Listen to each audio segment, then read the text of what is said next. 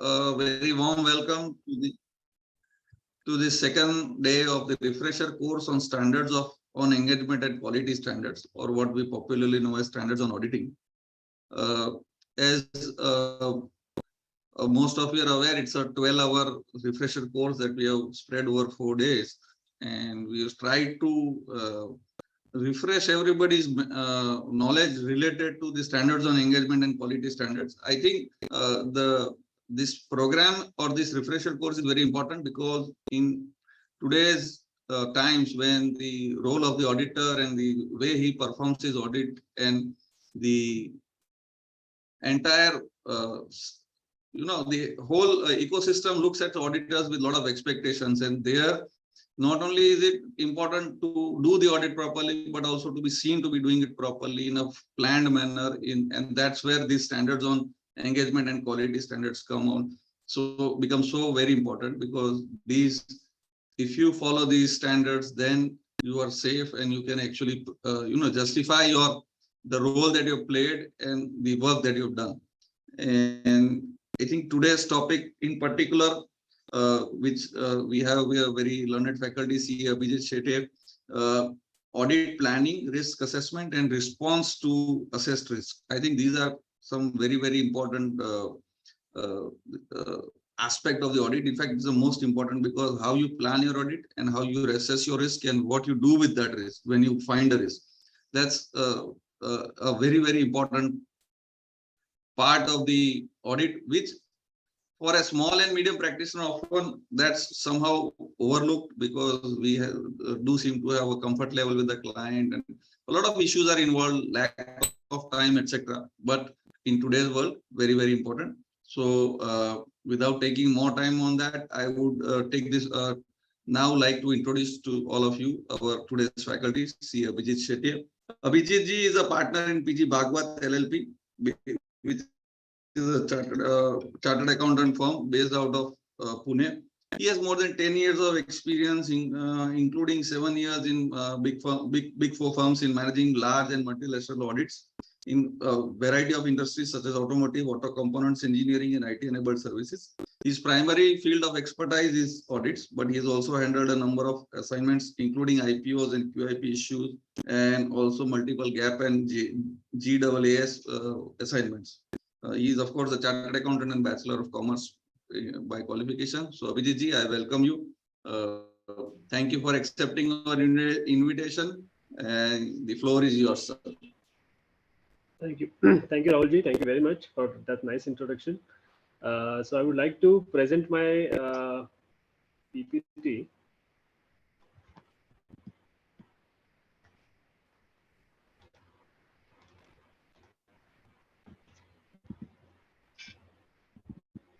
Is my screen visible? Yes, it's absolutely visible. Yes, Yes. So good afternoon, everyone. I'm C. Abhijit Shetye. So today, basically, we are going to cover on risk assessment and responses to risk when it comes to audit. That particular set of auditing standards we are going to cover today.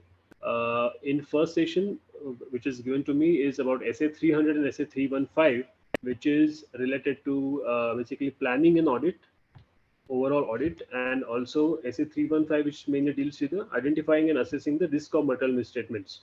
So these are the two auditing standards which I'm going to cover in next 1.5 hours. So for this, our agenda is going to be a brief introduction of these auditing standards which are related to planning, then the scope and objectives of SA 300 and 315, then detailed discussion on each of these auditing standards, and at the end there will be a key takeaways. This is just the standard disclaimer.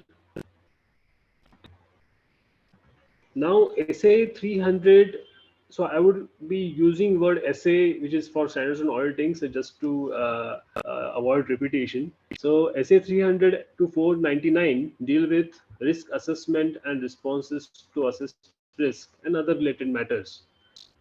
The objective of these standards is to efficiently and effectively plan the audit and to reduce the audit risk at acceptably low level. So now this session is going to cover overall audit planning, which will be covered by SA 300, and identification and assessment of risk, which is covered by SA 315. So before that, I would just like you to have a quick look at the SA series 300 to 499, which all standards are covered. So first standard is SA 300, which is about planning and audit of financial statements. SA 315, identifying and assessing risk of material misstatements through understanding of entity and its environment. SA 320 is related to materiality. SA 330 is related to auditor's response to assessed risk.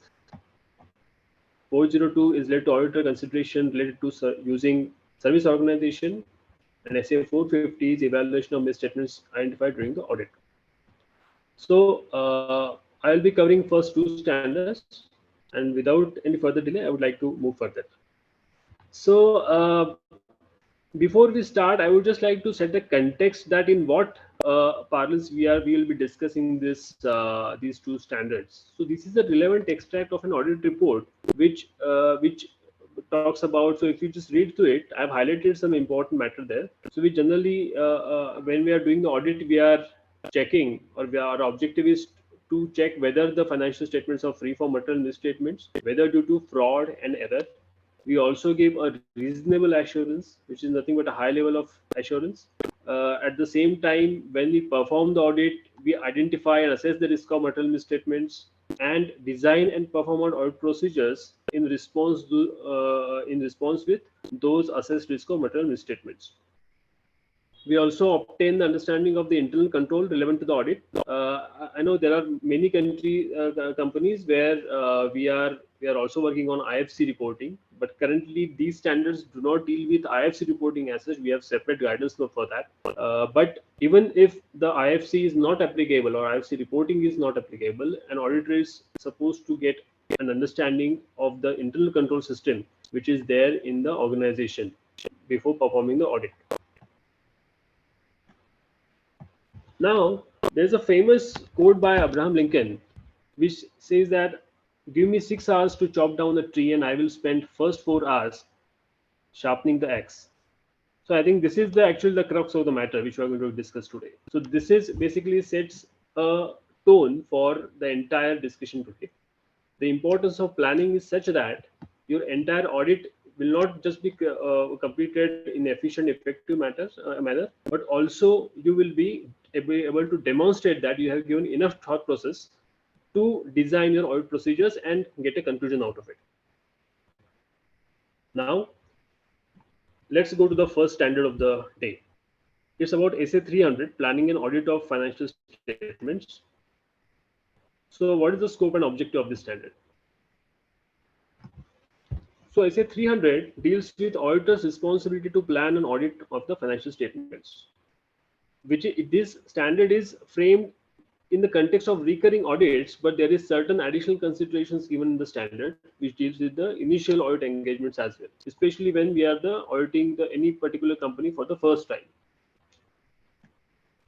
The objective is to plan the audit so that it will be performed in an effective manner.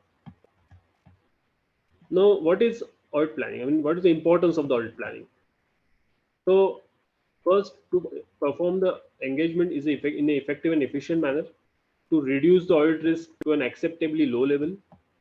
And one has to understand that the audit planning process is not something which happens only in the beginning. This is not a discrete phrase in the entire audit for any particular year. This is a continual and iterative process. So one has to keep revisiting what is been planned in the initial and perform the audit procedures accordingly. Now, what are the benefits of audit planning? So, with the audit planning, a team member learns from the experience and insights of a partner or other key personnel, or especially senior team members. The engagement is properly organized, staffed, and managed. The experience gained from previous engagements and assignments are properly utilized or leveraged when you are planning for a particular audit. Then important areas of audit receive appropriate attention so that when we are allocating time to a particular area as an audit, that time can be divided based on their importance. The potential problems are identified in the beginning and resolved in the timely basis. So when we say potential problems, it is a risk area basically. Then audit file documentation is also reviewed on timely basis, and work performed by others is also coordinated. So especially when there is a management experts involved or auditors experts are involved, we can make the ensure their involvement in at right time, so that there we can use work of those experts, including the internal auditors for that matter, at proper time, and leverage on their work to get audit conclusion out of it. Now, before we start the audit planning, we have to do certain preliminary engagement activities, or we can say a pre-planning activities. So there are certain procedures which have been specified under SA 220, which is about the acceptance and continuance of the particular engagement, then assignment of engagement teams. Then SA 220 also specifies to ensure the compliance with the independence and ethical requirements, and establishing understanding of the terms of the engagement, basically engagement letter. Now, what is role and timing of the planning? So as we discussed before, planning is a continuous and iterative process. Planning generally include a consideration of a timing of certain activities and all procedures that need to be completed prior to performance of further procedures. It also involves communication with the management about certain elements of planning. So when we are saying stressing on the certain elements of planning, so the audit team should be careful when they are communicating with the management about what aspects of planning are being communicated, because those communications should not impair the effectiveness of the audit. Meaning, the if you are planning for certain audit procedures, those audit procedures should not become very predictable, so that their effectiveness goes or deteriorates. Then planning also should ensure the involvement of a key audit team members, including the engagement partners and senior team members.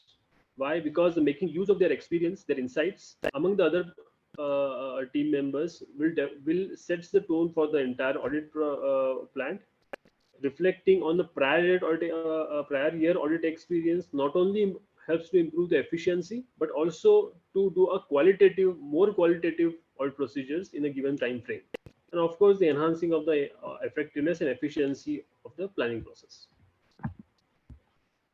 Now, when at the time of planning or before starting the actual execution work, there should be a planning meetings which should be taking place among the engagement team. So what are the different aspects that should be considered? So what does the entity do?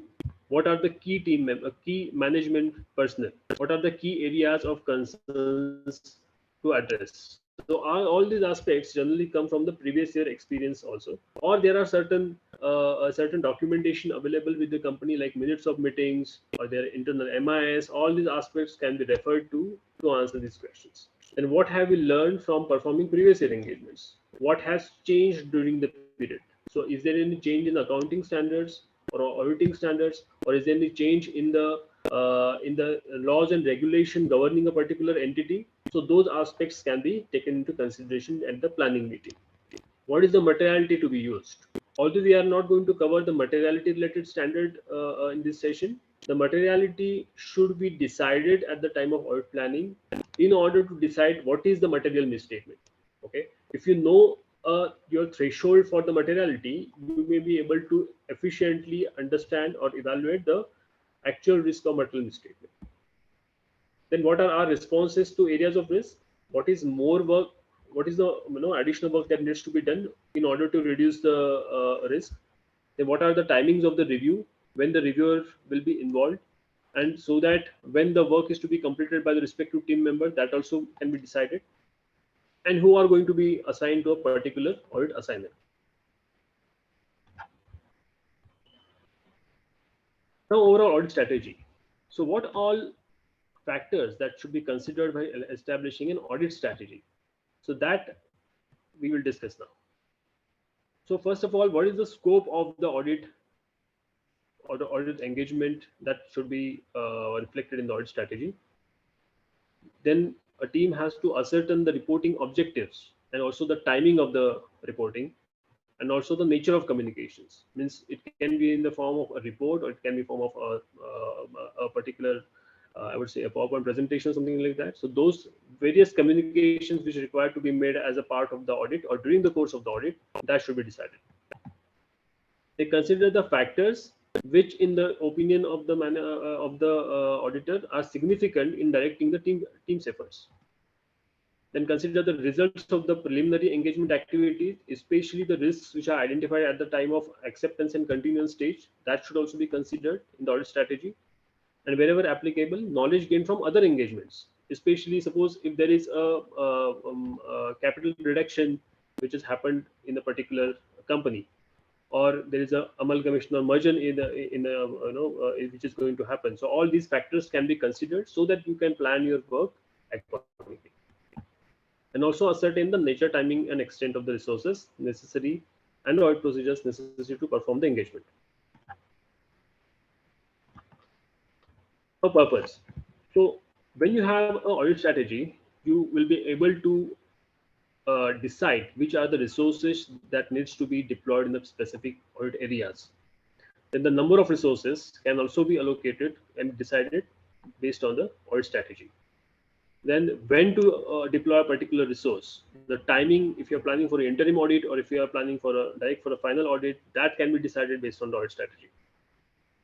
And also how to plan the managing, directing, and supervision of the resources which are deployed on the audit engagement.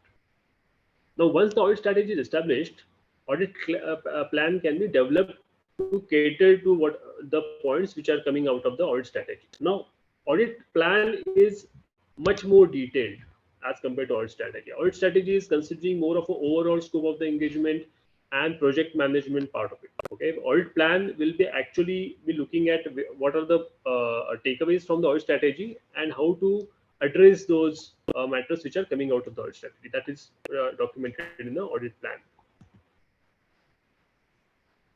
Now, once again, so although the audit strategy is decided further and then based on that audit plan is prepared, it is not a discrete or a sequential process. So it is an iterative process as we just discussed, and those are closely interrelated. So if there's any change in the audit plan, that we may have to revisit the audit strategy once again, whether anything has been missed in the audit strategy itself, or if we find out some change in the audit strategy, or suppose, for example, there's a change in scope, then that can also be factored in the audit plan. So basically, it is an interrelated activity. So let's talk about audit plan.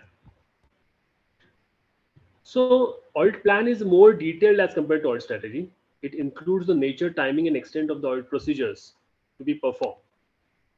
Then it also takes place over the course of audit. So there can be changes in the audit plan. It can be on account of any unexpected events or contingent conditions which are coming to the knowledge of the audit team during the course of the audit, and this impacts the nature and nature, timing, and extent of the audit procedures. Then audit plan also contains direction, supervision, and review related aspects, which depends on the size of the and complexity of the entity, the area of audit which needs to be reviewed, and also the assessed risk of misstatements and the capability and competence of the individual team members. So all these aspects can be factored in such a way that the entire audit plan is reflecting the actual audit plan which is planned by the engagement team. Now, contents of the audit plan. So first of all, there will be a nature, timing, extent of the planned risk assessment procedures. So these are audit procedures which are to be performed before we decide the actual audit procedures. Then nature, timing, extent of a further audit procedures which are in response with the risk which has been identified and assessed as per SA 315. And also the other planned audit procedures which are necessary to carry out particular engagement.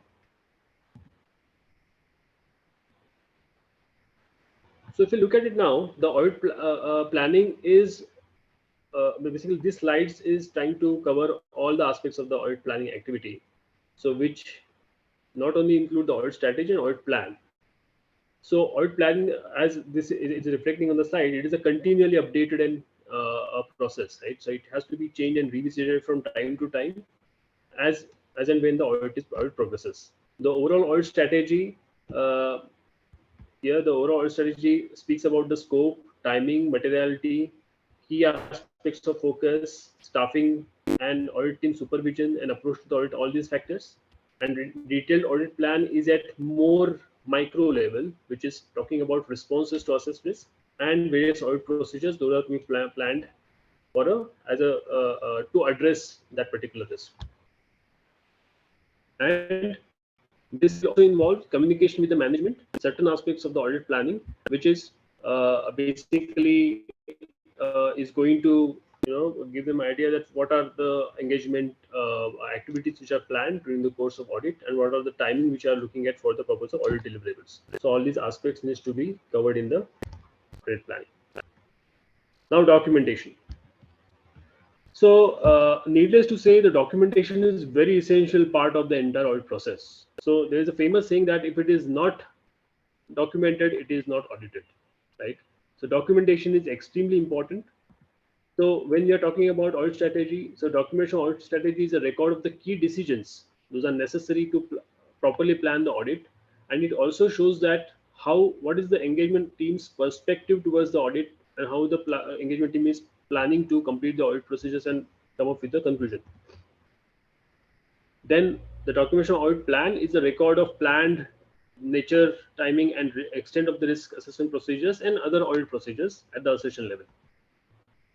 And the documentation should also keep a record of significant changes which are happening from time to time in both audit strategy and audit plan, as then when the audit progresses. So there are various templates which are available. If you can, which you can use for the purpose of documenting the overall audit strategy. We have various guidances which are available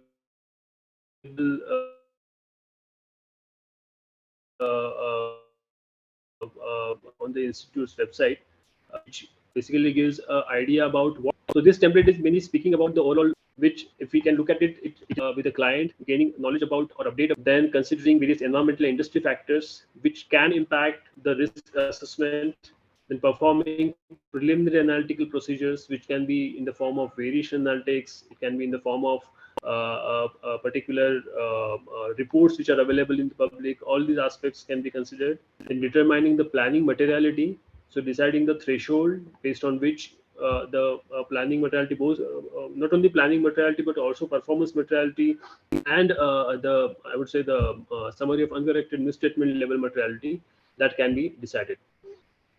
Then it should also decide on involvement of experts. So like in many audits, there is a actuary which is considered as a management expert for the purpose of audit. So when any expert is being involved, what are the audit procedures audit team is planning in respect of that expert is something which should be documented. There can be involvement of a auditor's expert as well. For example, income tax team or direct tax team, which is from the auditor's firm, suppose, which is going to give clearances on various tax related matters. So those aspects can also come in the audit strategy. And here, not only their involvement, but the timing of their involvement should also be planned as a part of overall audit strategy.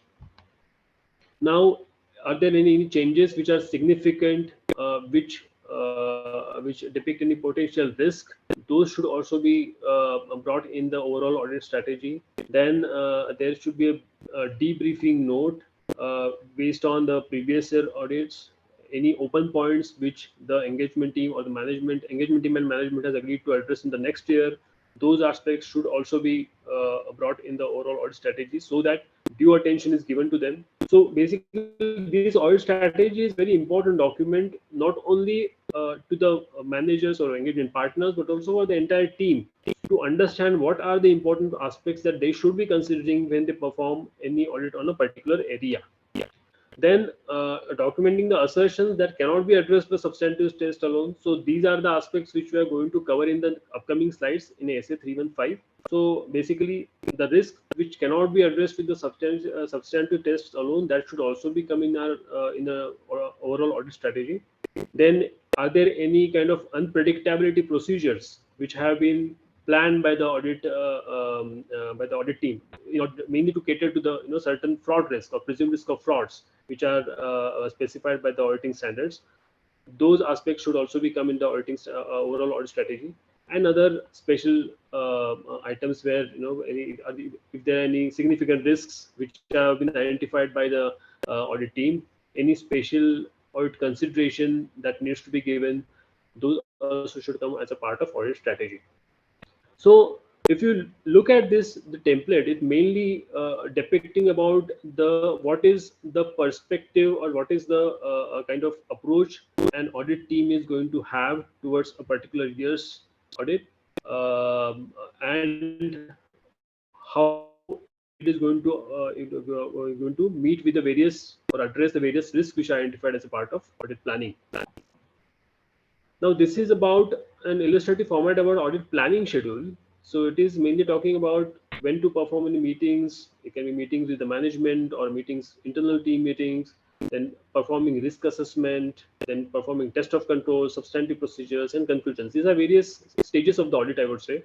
So, so planning based on the so this basically template gives a brief timetable for the completion of all those steps as a part of audit. Now, many of you know they're dealing with very smaller entities also, where the question might be coming in your mind that do we really need to do all these things for smaller entities, which are where the management is maybe a family or there are no various too many hierarchies in the management. The structure of the organization, structure of the entity is very simple. The control or these control framework or the control system is also very simple. In that case, how we should approach it. So standard is also dealing with those aspects as well. So in smaller entity, generally audit teams are also smaller. So in that case, the exercise should not be very complex. One can keep the audit strategy very simple. So all the factors which will affect or potentially affect the opinion or the factors which will provide the basis for the conclusion, those should be brought out in the documentation. For example, a brief memorandum, which can serve as a document or strategy, that can also be maintained. A previous year memorandum maybe can be updated for the current year conditions, and that can be considered as a sufficient documentation. Then sometimes the auditor or the engagement partner itself conducts the audit and conclude also. In that case, it is recommended that the such engagement partner, when he is confronted with any complex matters or unusual items, he or she should consult with the other suitably experienced auditors or maybe a professional body. So maybe it can be EAC or something like that. So that can be referred or consulted for getting conclusion on the some complex matters in order to ensure that the audit opinion is correctly provided. Now, in smaller entities, the audit plan can be a standard audit form, audit program, or even a checklist, which is tailored as per the requirement of the engagement. Now, as we just discussed before, the SA 300 is mainly considering the recurring audit engagements, right? So there can be a scenario where the auditor is being appointed for the first time for a particular company, where the previous auditor was someone else. So now we have to also get a comfort on the opening balances. So all the aspects. So what are different aspects an auditor need to consider that are listed here? So during the first year of engagement, audit may consider the following aspects.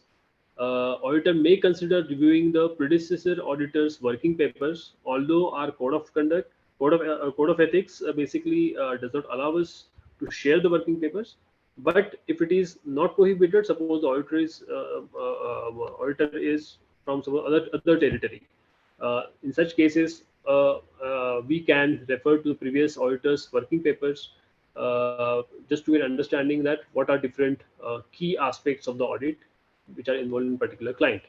One can have an inquiries or a discussion with the predecessor auditor as also instead of getting access to working papers, just to get understanding if are there any matters of concern that he as auditor should be aware. So those aspects can be considered important in initial audit engagements. Then when the initial appointment is being happened, that time in major issues which are discussed with the management, those should also be revisited, and one should evaluate that whether those aspects also need to be given any special audit consideration as a part of the audit. Then audit procedures to perform on opening balances. So SA 510 specifically deals with this, but the opening balances. So in our audit report also, when we are issuing an audit report for the first time, we are required to include in other matters which gives attention or rather brings attention of the shareholders towards the fact that the opening balances have been audited by the other auditors. But this does not relieve us from our responsibility that we don't need to perform any audit procedures on opening balances. We with the SA 510s gives a detailed list of various audit procedures those should be performed on opening balances when it is the first year of audit engagement. Then other audit procedures, which may be a audit firm's quality policy control policies which requires. For example, suppose in the first year of engagement, considering the complexity of the business of the client, one can ensure involvement of a quality review partner or a senior audit partners in order to ensure that the all risks are properly assessed, identified and assessed and addressed during the course of the audit.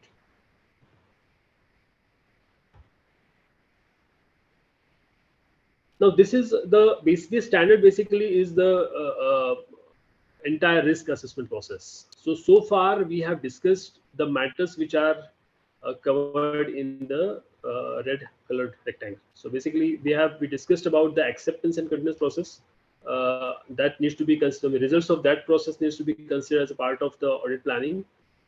We also considered any risk factors which are coming at the time of framing the engagement letter. Those aspects should be also considered as part of audit planning. Then planning the audit, also developing an overall audit approach. We discussed about, referred to previous audit work papers, any other knowledge gained from any other engagements, then any significant risks, any updates in the business. So all these factors should be considered while developing an audit approach. And when we complete this activity, we should document in the form of overall audit strategy, audit plan, and materiality. And engagement team should also have a team discussion, which should involve, which should ensure involvement of a senior and key team members in order to make the engagement or the planning more effective and efficient. So having said that, this is the end of the first standard. So which was SA 300 relating to the audit planning. Okay.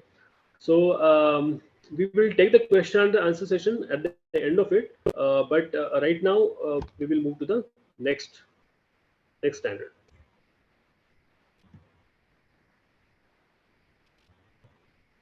Okay.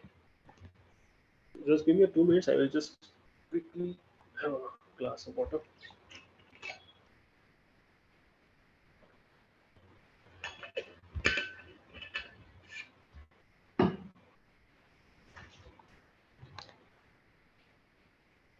Yeah. Now, SA 315 is related to identifying and assessing the risk of material misstatements through understanding of an entity and its environment, including internal control. I think that portion is missing here, but including internal control is also an important part of it. So the title of the standard itself is telling the scope of this standard, right? So the risk of material misstatement. So when we are talking about material misstatement, of course, the materiality is going to be important. There is a separate standard for that. Then how to identify the risk of material misstatements and assess. Those aspects are going to be covered in 315. But not only identification, but how to identify and what procedures needs to be performed. Those aspects are also covered under SA 3.5. So if we quickly look at the scope of the standard, the understanding of the entity and its environment, including the entity's internal control, are going to be considered for the purpose of identification or assessment of the risk or material misstatement.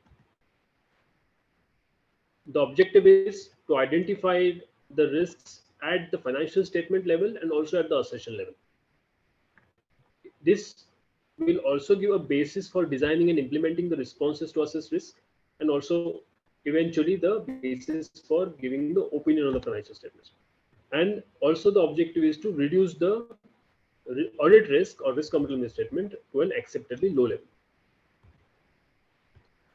So before we go further, what is risk?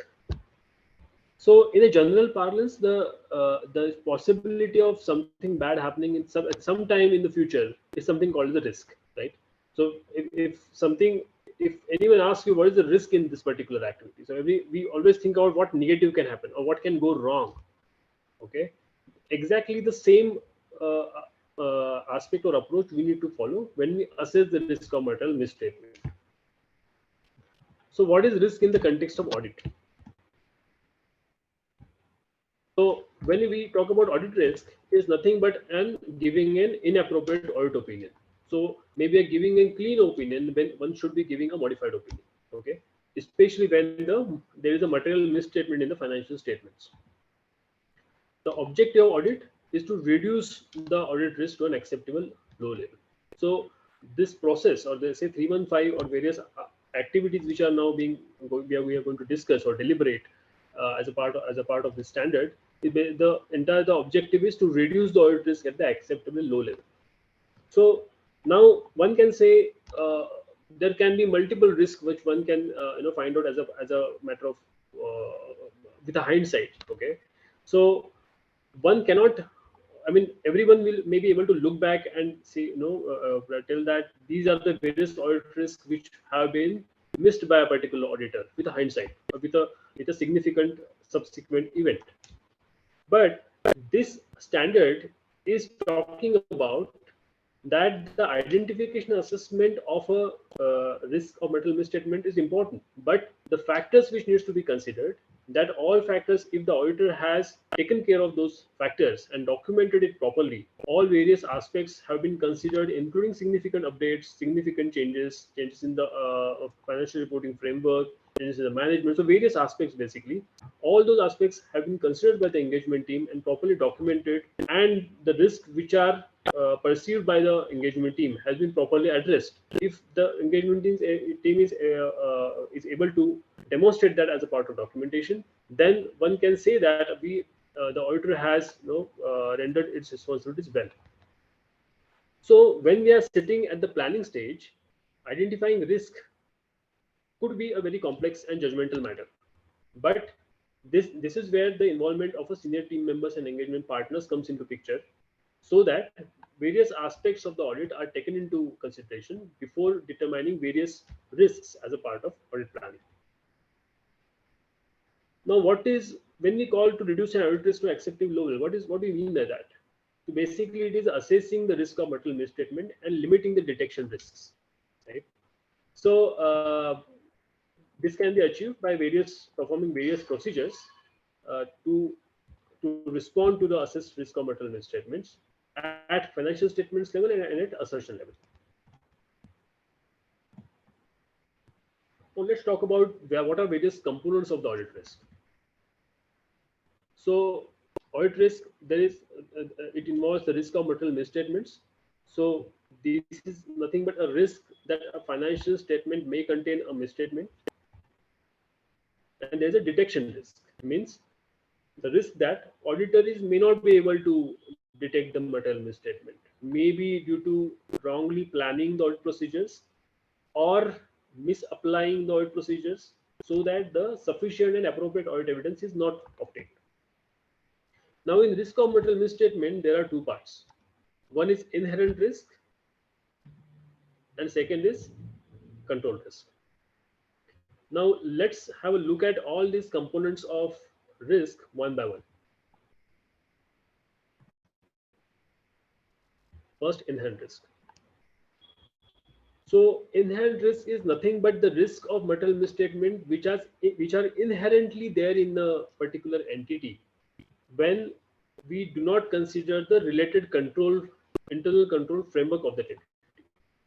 Meaning, if there are any risks which are, for example, suppose the finance team or accounts team of a particular entity is not competent enough to prepare the financial statements as per the required, say, accounting standards, then that poses an inherent risk to the audit team. So these are the so now the risk which I just talked about is in financial statements risk, but there can be inherent risk at the accounting balance or class of transaction level as well. So basically, inherent risk is something which is inherently there in the entity without considering the internal control framework of the framework or even the related internal controls against a particular accounting balance and transactions. Right. So what is control risk? Control risk that the company's or the entity's internal control system is not able to prevent or detect. I mean, prevent or detect and correct the material misstatements on timely basis. Meaning the design of a control which are implemented by the entity or the operating effectiveness of the controls are weak, are deficient. In that case, there can be a control risk. Then there are certain fraud risks. The fraud risk means the risk of intentional act, right, by one or more individuals among the management or employees or third parties. So involving use of deception to obtain an unjust and illegal advantage. So now when we talk about fraud risk, it can be very wide in scope. But as far as audit is concerned, an auditor may have to focus on the fraud risk from only 2 points of view. One is misstatements resulting from the fraudulent financial reporting and misstatements resulting from a misappropriation of assets. Right. So there is a separate, again, a standards on auditing which is dealing with the fraud risk also, which more talks about what are various when a certain activity is called a fraud. What is the fraud triangle and all these things which we are not going to cover now. But this is an important part of the risk assessment that one has to consider. And we will refer to this fraud risk once again as and when we progress in the this session. So now there is a combined risk, and so basically the inherent risk and control risk can be assessed on combined basis. So basically this part, the ROM or the risk of material misstatements, it can be assessed as a combined risk risk assessment. Means the inherent risk and control risk, both the effects can be considered as a one to understand the level of risk of material misstatements at a financial statement level or at assertion level. Yeah. So, but standard also gives leeway to the auditors that one need not do a combined risk assessment only. An audit firm or audit team can do a separate assessment of inherent control and control risk or combined assessment based on their preferred audit techniques and methodologies and practical considerations. So, when we are discussing now today on SA 315, again, I would like to repeat, I'm not referring to the reporting requirements under IFC. Those aspects should also one need to consider when an audit team is doing the risk assessment, because these are interdependent activities. So if someone says that the control risk is higher, it means that there is a possibility of control failing is also higher. And what is the basis for that? Maybe based on the design effectiveness testing which has been performed, auditor may conclude that the control risk is higher. But then one need to also understand that if the control risk is higher, are we modifying our IFC report? Is there a need to do that? So that also aspect one should keep into consideration when the risk assessment is being taken place, right? So this linkage one should keep in mind doing the risk assessment. Now, detection risk. Now, the risk that auditor will not detect the material misstatement at the assertion level can be considered detection risk. Now, how to reduce the detection risk is identifying the assertions at to which a auditor should give a more attention to it, and concentrating audit procedures on such risky areas so that the effective and efficient audit procedures are planned and the audit risk is lowered. And carefully designing and evaluating results of the procedures performed. Now, we spoke about various levels of risk, right? One, we spoke about inherent risk, control risk, then there's a detection risk. Now, how those are interrelated. Now, this slide is basically trying to focus on that. So, when we're talking about inherent risk, it can be coming from a business risk or a fraud risk or other factors which pose a risk to financial reporting. Okay, the more number of the greater is the fraud risk or the business risk, the risk of material misstatement will keep on increasing, right? There may be a higher risk of material misstatement if the inherent risk level is high. Then uh, control risk. Now, the more robust are the controls of the internal controls of the within the company, the control risk is going to be lower, right? So if the entity level controls or ITGC controls, IT general controls are stronger in the entity, then there's a less risk of the controls failing. Then even at the business process level, the controls are stronger. There will be a further reduction in the control risk. It means that if these controls is both the entity level and business process level controls are deficient, the control risk is going to be higher. The combined risk, as we discussed, is the combined assessment of the inherent and control risk. Now the detection risk. Now the more effective the auditor is able to gauge the risk of material misstatement, the more effectively audit team can plan the audit procedures to address to those risk of material misstatements. So audit procedures can be in the form of test of controls or substantive. So more detailed or robust the audit procedures are, the detection risk is going to be lower.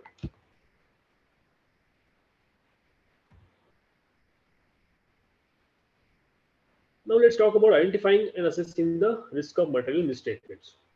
So auditor need to assess or identify the risk of material misstatements both at financial statements level and assertion level.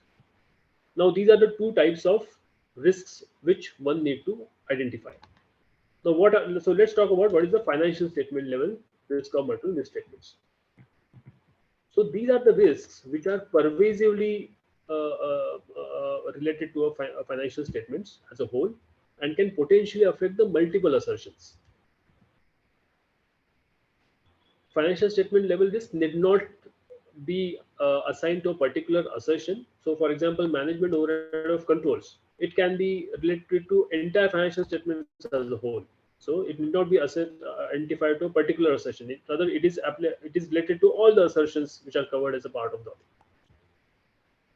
Then deficient control environment, management's lack of competence can lead to a higher risk at the financial statements level.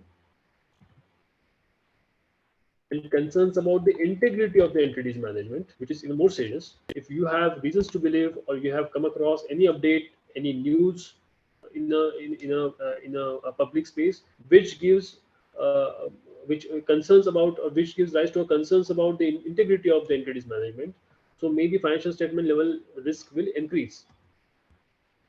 And concerns about the condition and reliability of the entity's records, means the company's internal information system is not robust enough to rely on, which is open for multiple changes, changes, or you can say uh, duplication or those risks.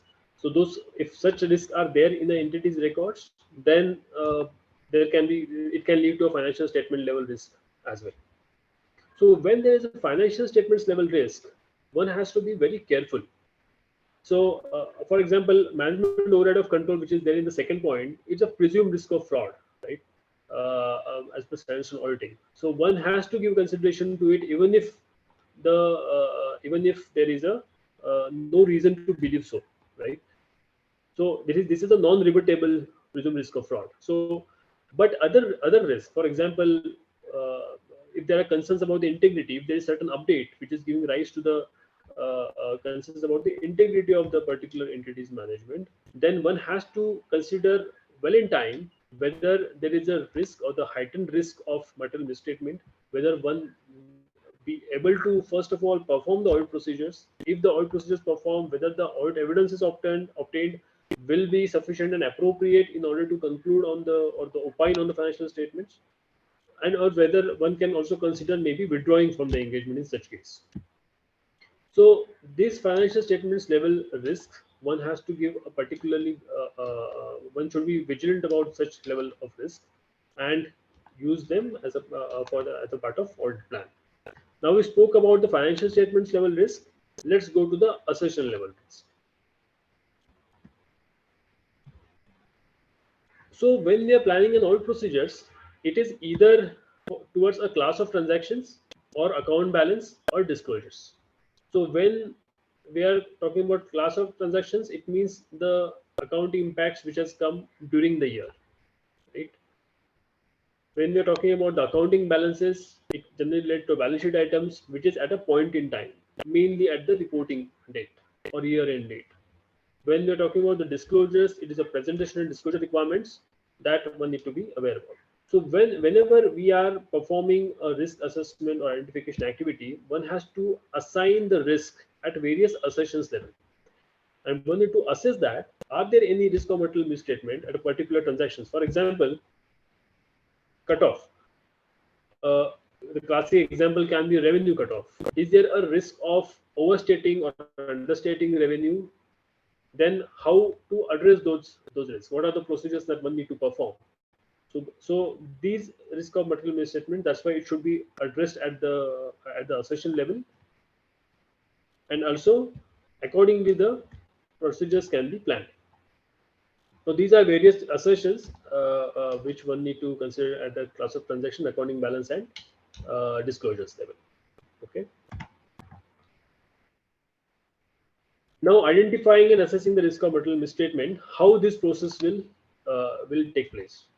Now, first of all, an engagement team needs to obtain an understanding of the entity and its environment and its relevant internal controls, and also needs to take into account various classes of transaction, accounting balances, and disclosures which are going to come in the financial statements while identifying the risk at the financial statements level and assertion level.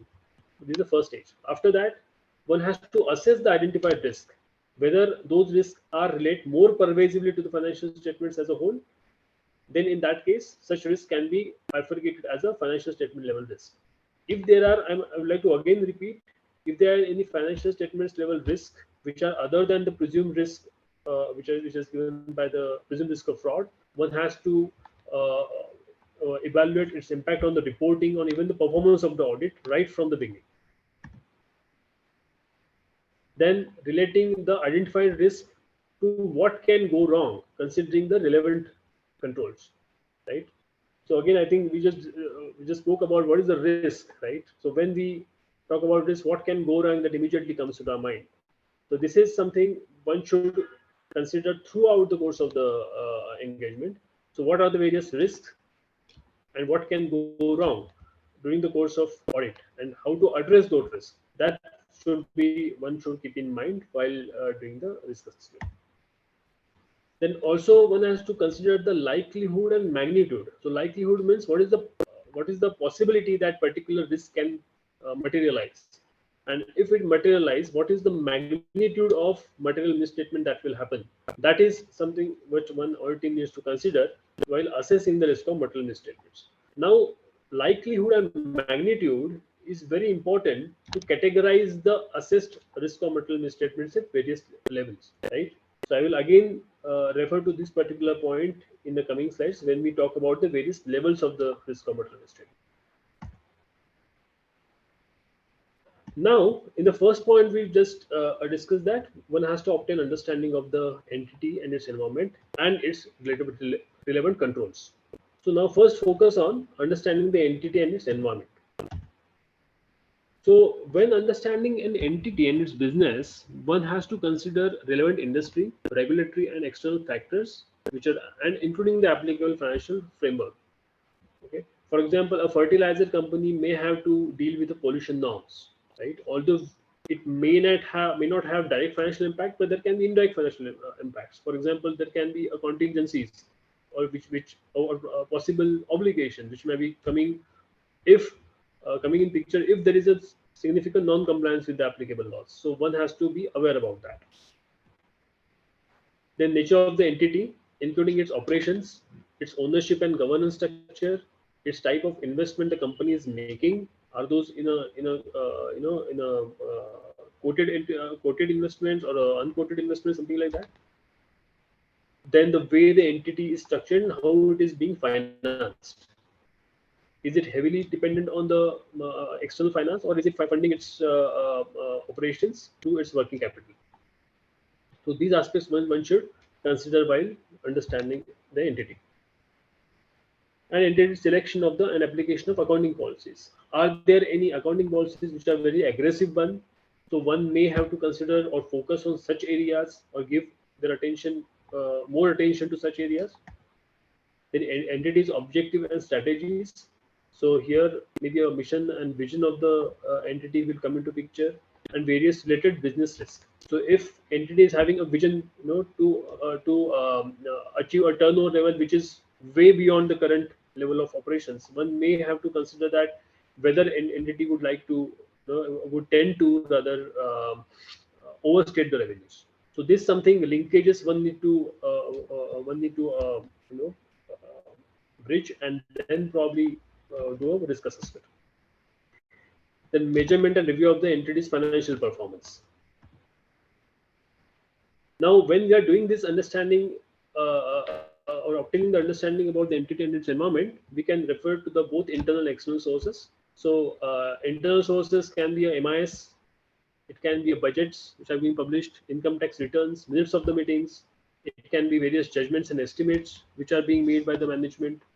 When we are talking about financial information from the external sources, it can be a competitive intelligence, it can be credit rating reports, it can be industry information, it can be a government agency or media, media coverage or something like that. So that can be considered. When it is about a non-financial information, audit team may consider giving attention to the vision, mission, values, objectives, strategies. So various. So basically, this gives an idea about what is the tone of the management, right? So what is the tone at the top? So this is, so if the top management is very aggressive, that pressure is going to percolate down to the lower level of employees, and there can be the risk of material misstatement in the particular entity. So there can be some external sources related to non-financial information, trade associations data or industry forecast, government agency and reports.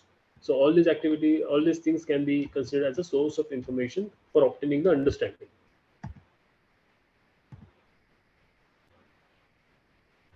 Now, when we are obtaining understanding, how to document and which aspects need to be covered as part of documentation.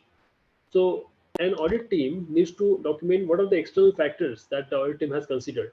So external factor as in the nature of industry, regulatory environment, financial reporting framework, like whether the index is applicable or accounting standards are applicable. Then what is the nature of the entity, operations, ownership and governance, whether the ownership is very complex one, who are the shareholders in the company. So for example, if any private equity is a shareholder in a particular company, there can be a pressure on the management to show a better picture to those private equity firms. So these aspects, that's why it's very important. Then application of accounting policies, then entities, objectives, and strategies, vision and mission statement that we just discussed. So what are the various business risks? What are the financial consequences of this mission and the business risk, I would say. Then measurement and review of the financial performance. So this can involve what are the key major or key business indicators, or what are the pressure, if there is any pressure on the management to improve the business. This can, as a part of this, one can also look at the how the accounting estimates are being defined by the management in the previous years. are the actual financial performance is significantly different than what is being estimated, or estimated, or the accounting estimates are very aggressive as against the actual business performance which is being made. So these are aspects one should consider as a part of documentation when it's come to understanding entity and its environment. Now we spoke about the entity and its environment. Now let's talk about the what are the internal control system within the entity. So again, going back, we discussed about the inherent risk and control risk. So first part of the entity is more related to the inherent risk part of the risk assessment. And now the internal control will give you more clarity on the what is the level of control risk in the organization. So when the understanding is being obtained, of course, there are various controls which are implemented by the organization to address various risks. Right? It can be a purely an operational control. It can be a financial control. So here, auditor need to focus only on the internal control which are relevant to the audit, or other which are related to the financial reporting. Then, when obtaining understanding, auditor should not only be aware about what are the basically the significant financial statement line items, but also he should also be aware about what are the entity level controls, which are basically reviewing all those financial statements line items. So we just spoke about entity level controls and business process level controls. So all those controls will be reviewed here as a part of obtaining the understanding of the internal controls. Now, when we obtaining understanding about internal controls, we have to look at the design of the control, which is nothing but a design effectiveness, whether the respective controls are designed effectively to address the risk, or are there any design deficiency. So if there is a design deficiency, there is no question of going to check the operating effectiveness. So if there's a design deficiency in a suppose a significant control, then in that case, one can evaluate what are the level of risk or material misstatement going to be for a particular financial statement line item. Then after assessing or evaluating the design, one has to also evaluate the operating effectiveness of the control. So if the control is designed properly, one has to check whether it is being implemented continuously with the same rigor or not. That one has to evaluate. For that, the operating effectiveness of the control is also going to be important as a part of understanding. And needless to say, uh, mere inquiry procedures are not going to suffice when doing the understanding. One has to actually go and perform control walkthroughs, obtain relevant audit evidences to support the understanding which is being documented. So it should not be just a inquiry based understanding.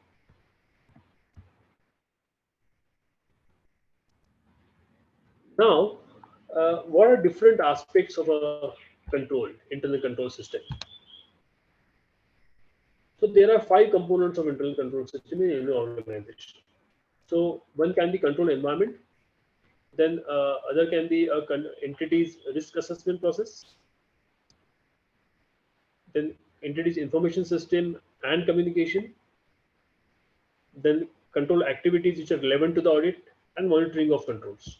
So these are the five major components of an internal control framework of any entity when the auditor is trying to obtain understanding about it. Now, what are various aspects which are going to cover in under each of these five components that we will discuss now? First is control environment.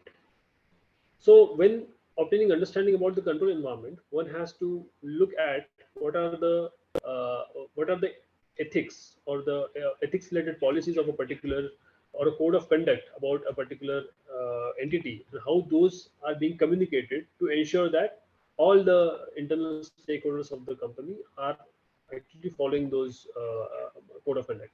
Then what is the commitment of the management to ensure the competence of the employees? Is there enough participation by those charged with governance in the management of the entity? What is the overall philosophy of the management? What is the operating style? So these are very various qualitative aspects. We don't really need to narrate in a very descriptive way. One has to be very crisp in their documentation when doing the documentation about these particular aspects of the control environment. The intention of this documentation is to understand whether the control environment is strong enough to ensure that the risk of material misstatement can be kept at low level. Now, understanding the organization structure. Now, if the company has a very complex organization structure, when then the internal controls which are there in the or which are implemented by the management, whether those are sufficient enough to deal with the such kind of complex organization structure, that aspect an auditor need to understand or evaluate. Then assignment of a authority and responsibility, then human resource policies and practices, whether employees are the policies which are being framed are dealing with the various industrial aspects of a particular entity. So these these aspects should also be considered while assessing the control environment. The second is risk assessment process. Now, how management is assessing the risks which are there in the entity from the financial reporting objective point of view. So this is again something one need to give attention to. Is there a risk committee in the board of directors? How that committee or the board of how that committee is operating? Are there enough meetings which are taking place? What are the outputs of that risk committee meetings?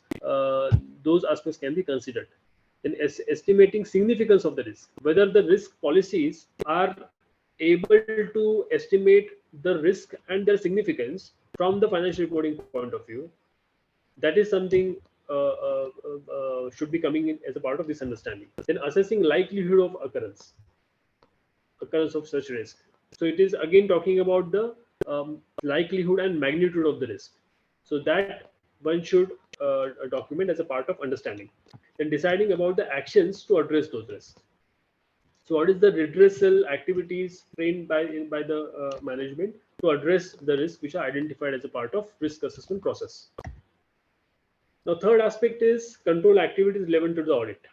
Now, when we are looking at the control activities, it is mainly related not only at the entity level but also at a business process level.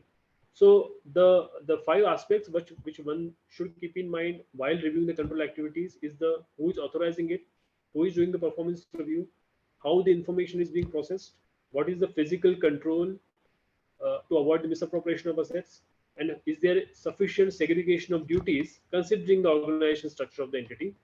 So those aspects should come into consideration. So here the control environment, the organization structure understanding is important. Again, this point of view that whether there is enough segregation of duties which is being made. Then control addressing the risks which are arising from the IT. Those also one need to keep in mind.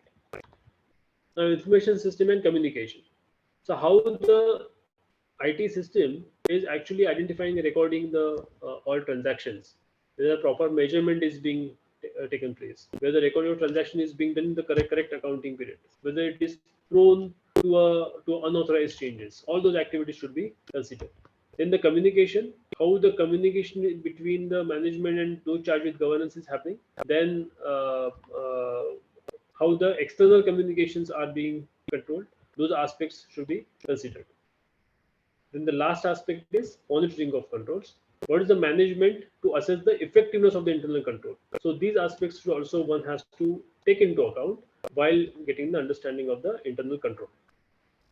Now, all these five aspects, if you look at it, you may remember COSO framework, right? It is similar to the COSO framework, which is generally used as a part of internal audits. And in the same line, the standards on auditing has tried to list down various audit procedures or other procedures which should be performed by the auditors to do a risk assessment. So this is just for the reference purpose. The famous COSO cube is shown here.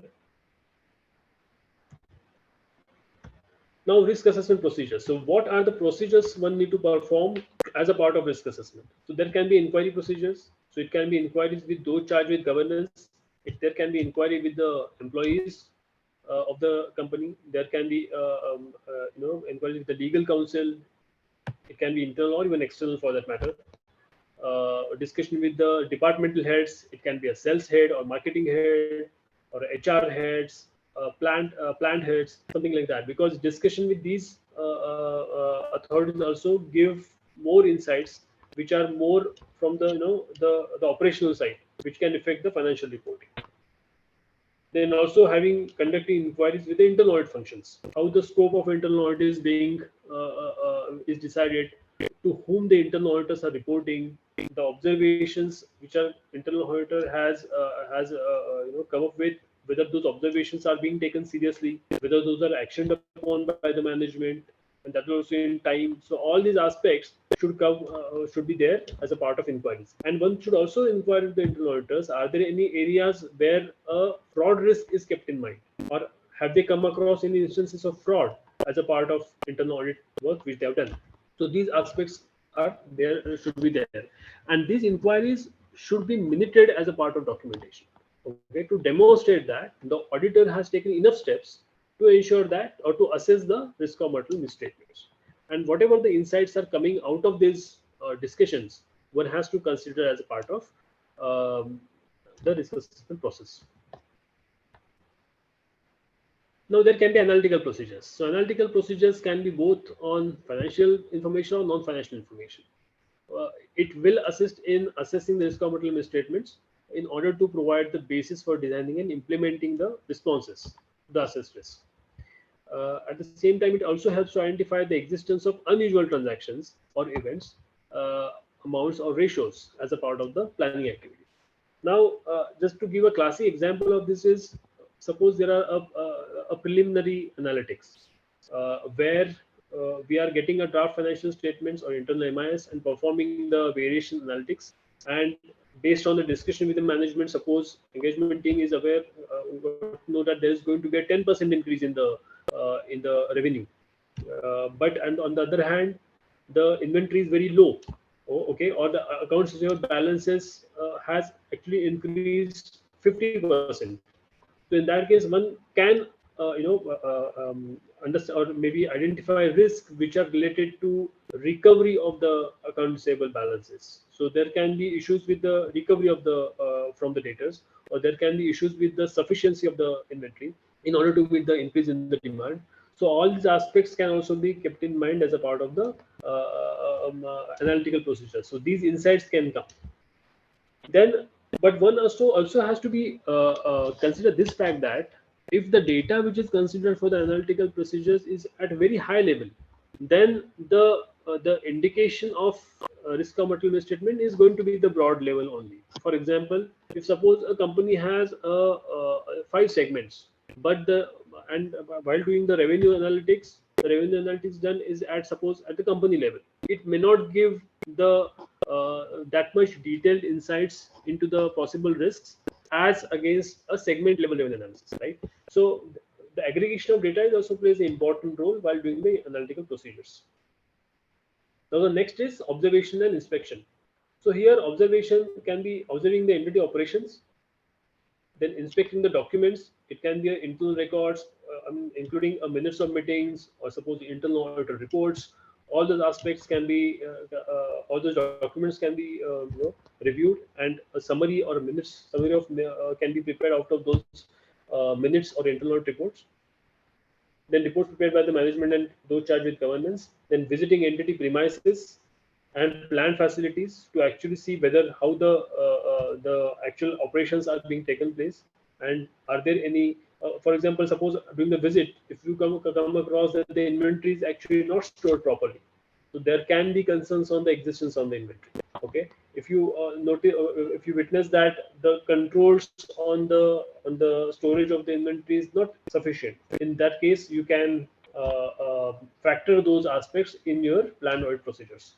So these are the broader level of risk assessment procedures which one need to perform. Now, next, an important aspect of the risk assessment is significant risk. So there can be a certain risk or identified risk of material misstatements which require special audit consideration. An auditor need to exercise a professional judgment when they identify certain risk as a significant risk.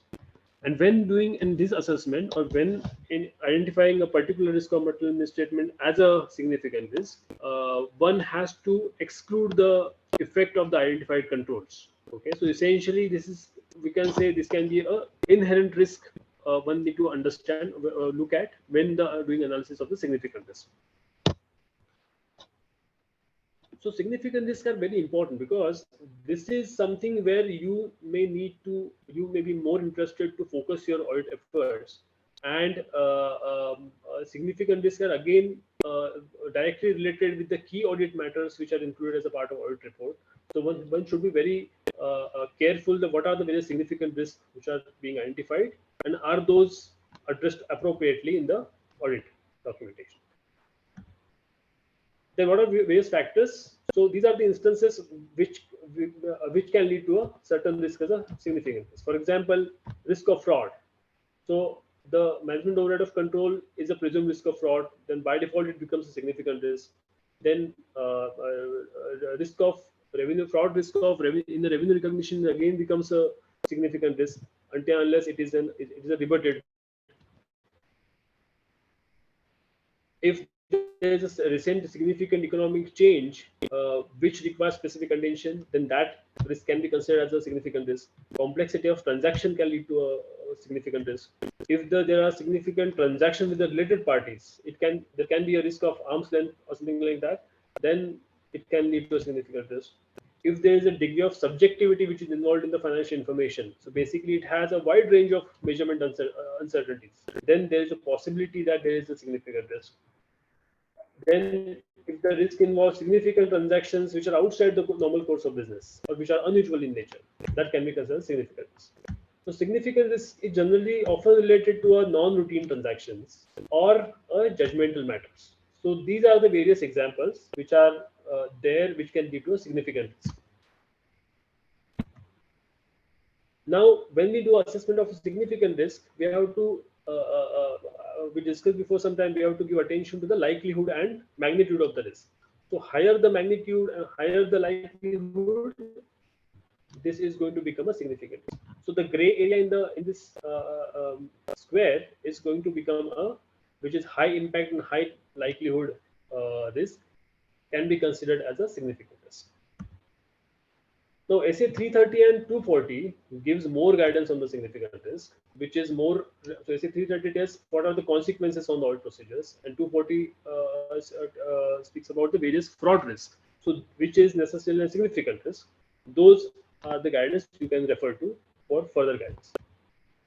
Now, there can be certain risks which are where the substantive audit procedures may not be sufficient to give the audit evidence. For example, there are routine and routine transactions which are significant, led to significant classes of transactions or accounting balances.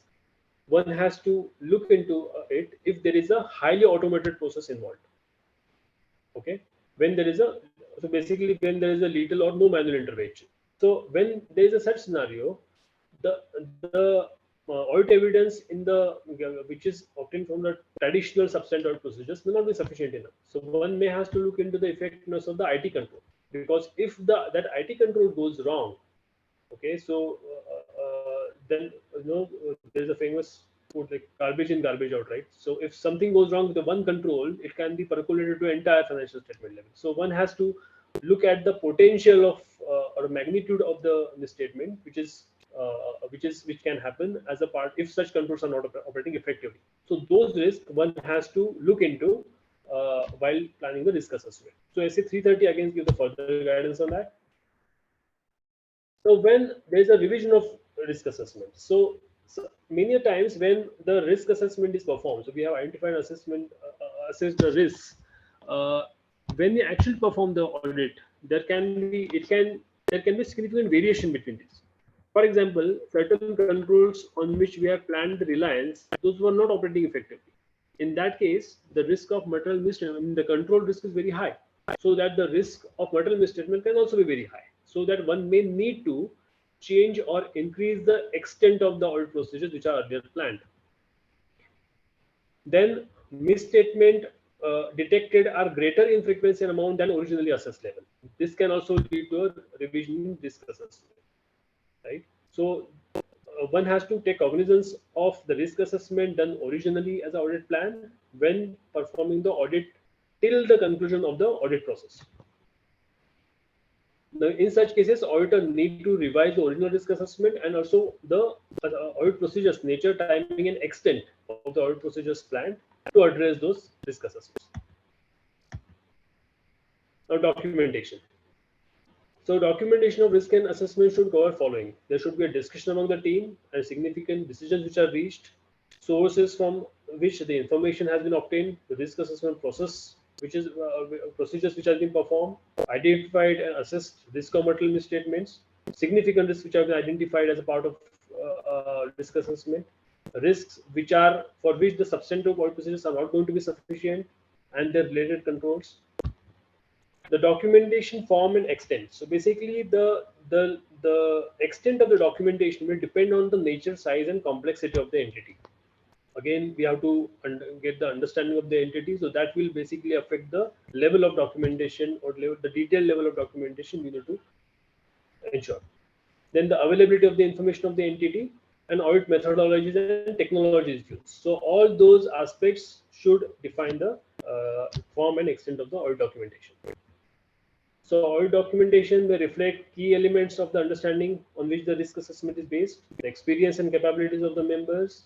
In case of recurring audits, it can be carried forward and updated as necessary. So what if the key or significant aspects of the audit is performed but not documented? It is not audit, to give a simple answer. Okay. So there are certain illustrative formats which are available under various guidances which have been given by the institute. So this is the format for the identification assessment of a key risk or material misstatements.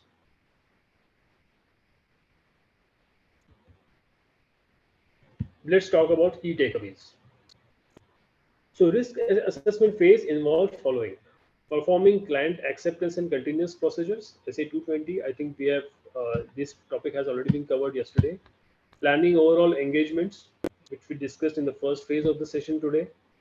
Performing risk assessment procedures and understanding business, identifying inherent and control risks, identifying relevant internal controls and assessing their design and implementations, as in design effectiveness and operating effectiveness, assessing the risk of material misstatement in the financial statements, identifying significant risks and risk where the substantive procedures are not going to be sufficient, communicating the any material weakness which has been come to audit team's attention during the design effectiveness and operating effectiveness testing, communicating these aspects to the management, and also evaluating if there is a need to modify the IFC report if it is applicable to the entity.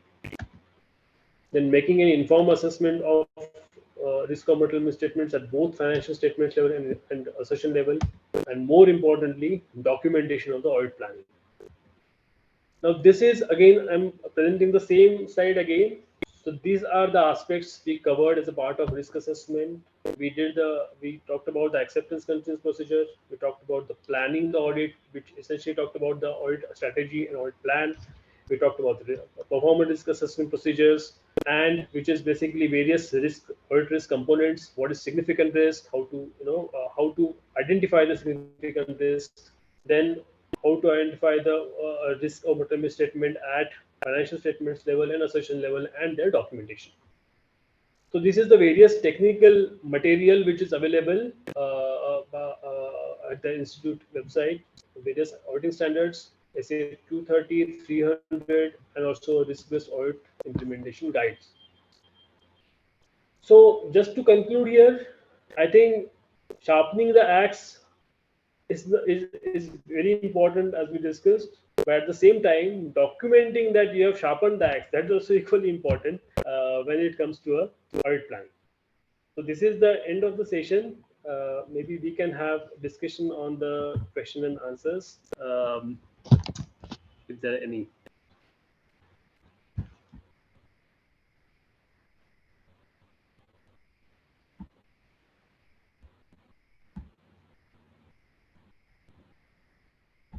Yeah, Vaibhav.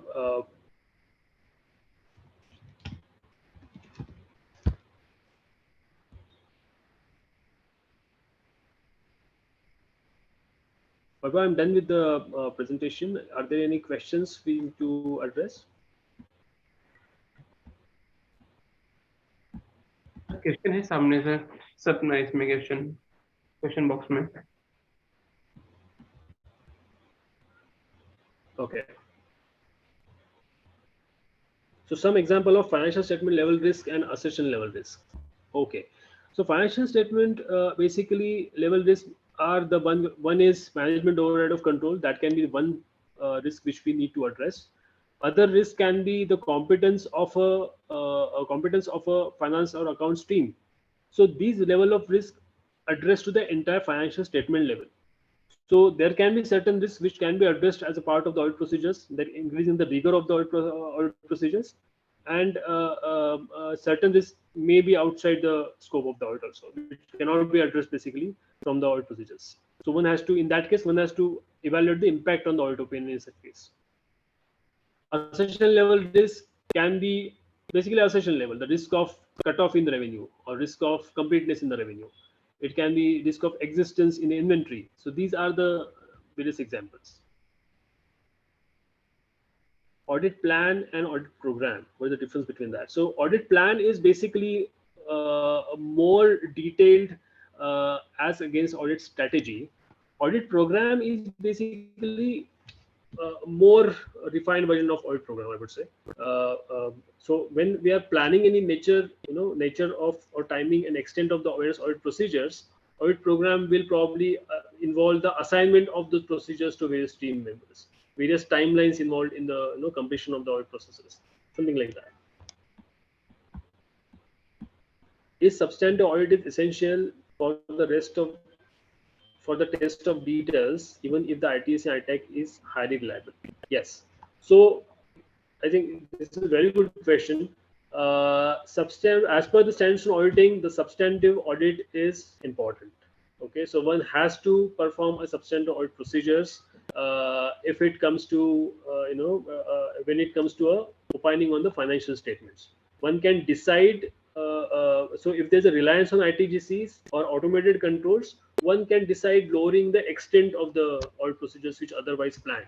Okay, so you can take benefit of the ITGCs and ITACs while planning your audit procedures by reducing the extent of the audit processes, basically audit tests.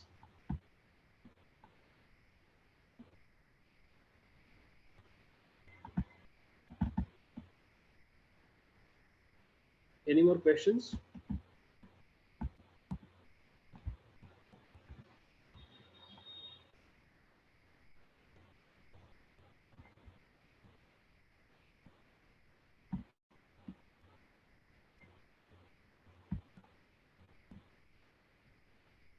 Okay, yeah, I slightly don't know that.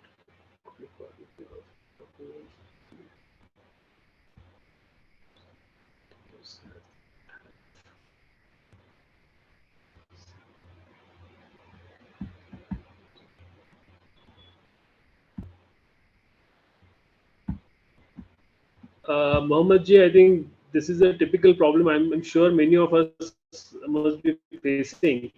But more important aspect here is to sticking to our audit principles and completing the audit as required by the standards of auditing or the all those aspects.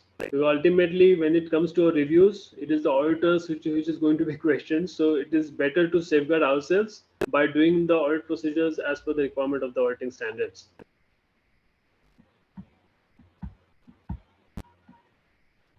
Pallavji, this is the audit plan and templates are available in the institute's guidance. So you can refer to that when it comes to a format and template. There's enough guidance that what are aspects should be considered, and also there's a template as well in the implementation guide, which I just mentioned in the presentation.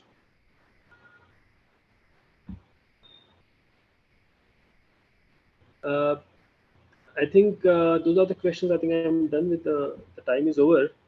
So thank you very much for listening to me and letting me deliberate on the SA 300 and 315, which are quite judgmental standards in auditing, I would say. It was I'm fortunate I could present you all to such a large number of audience. and could deliberate on some important aspects of the standards of auditing. Thank you very much.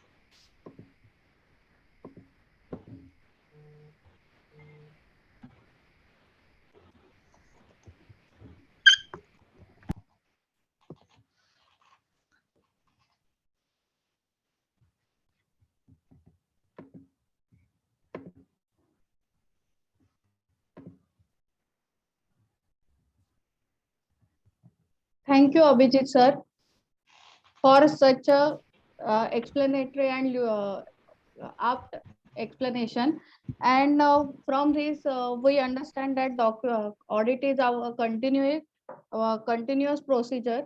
So we have to look into we have to think the qualitative thought procedure while framing the audit strategy, and look on the uh, overall entity, and what the entity is required, and what procedures we should follow. And um, one thing we must remember, documentation is must. If it is not documented, then no audit is done. So thank you, Abhijit sir, for this. Thank you, Suvarna ma'am, for nicely summarizing the entire session in just 2 minutes. Thank you. Thank you, sir.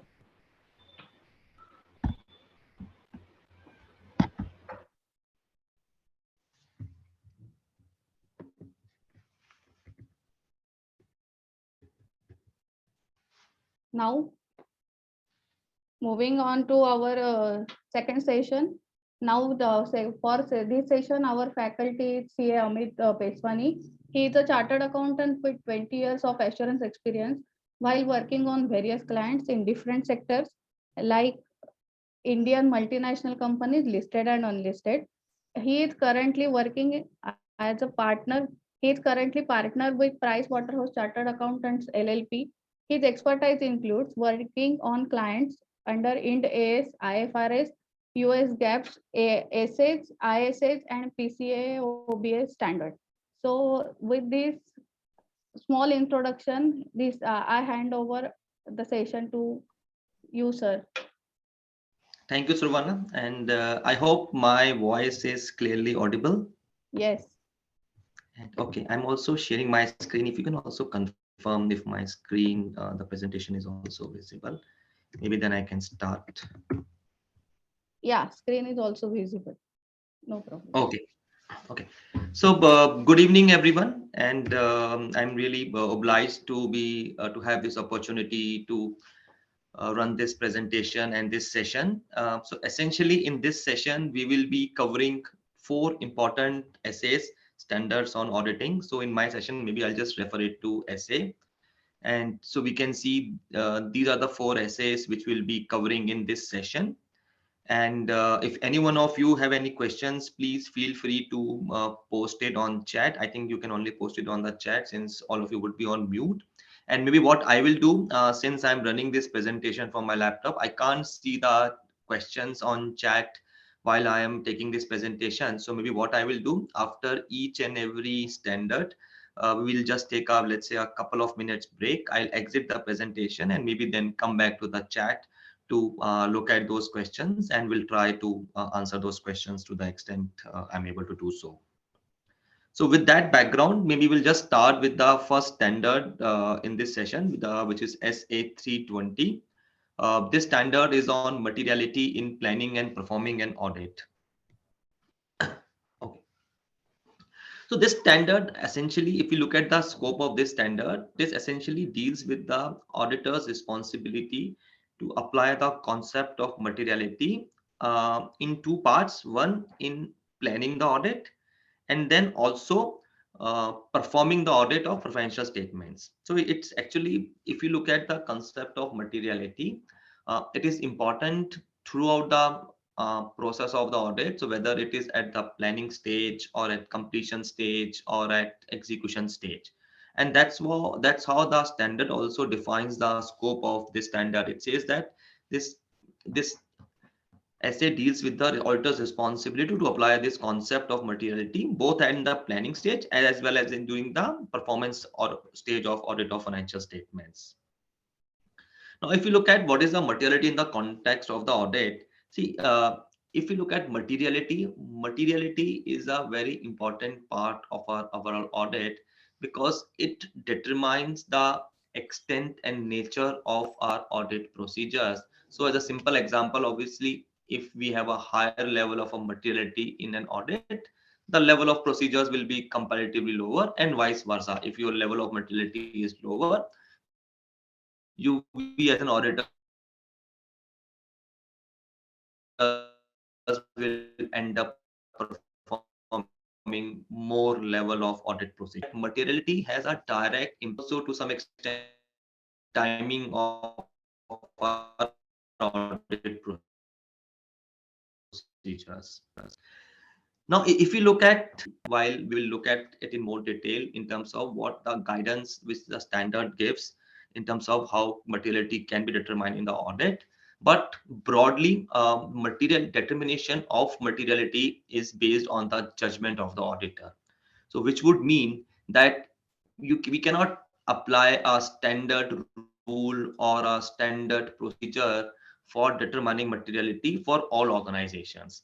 It will be different based on the circumstances in each audit. It will be different based on the economic activities of different entities. And all these things will actually be based on the judgment of the auditor for those organizations. But if we look at how these judgments provide a basis for determining materiality, so in terms of determining the nature, timing, and extent of risk assessment procedures, the materiality will actually impact in terms of how do we determine the nature, timing, and extent of our risk assessment procedures. Then the next one is identifying and assessing the risk of material misstatements. So obviously, materiality level will help the auditor determine, okay, what are the financial statement line items which are higher than my materiality and where there can be a risk of material misstatement.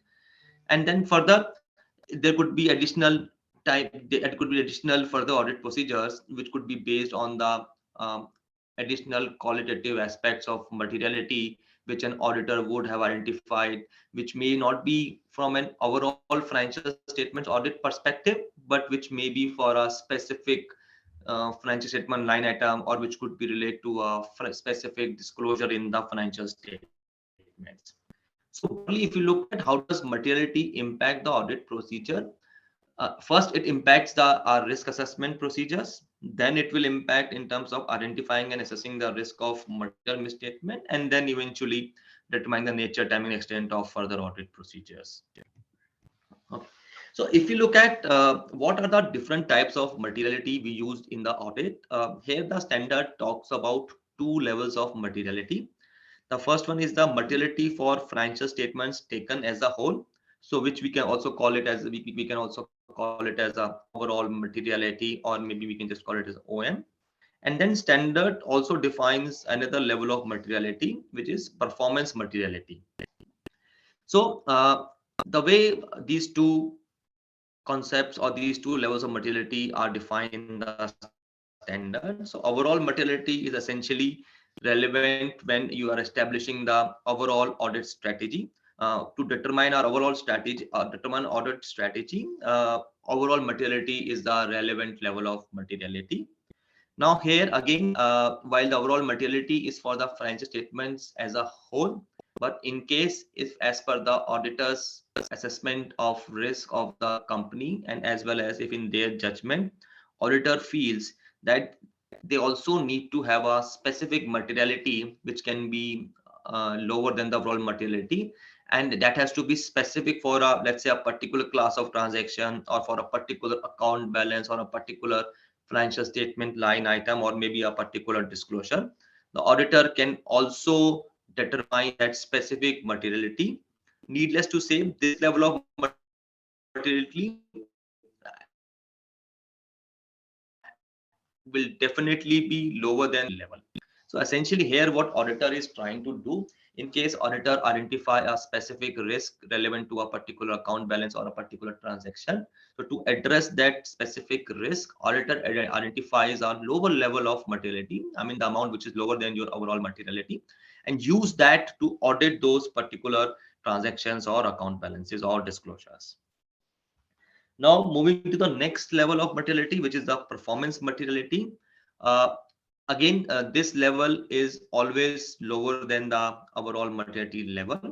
And maybe in the subsequent slides, while I'll talk it in more detail, that what is the concept of performance materiality and how do we use it in an audit, but just kind of touching it at high level in this slide.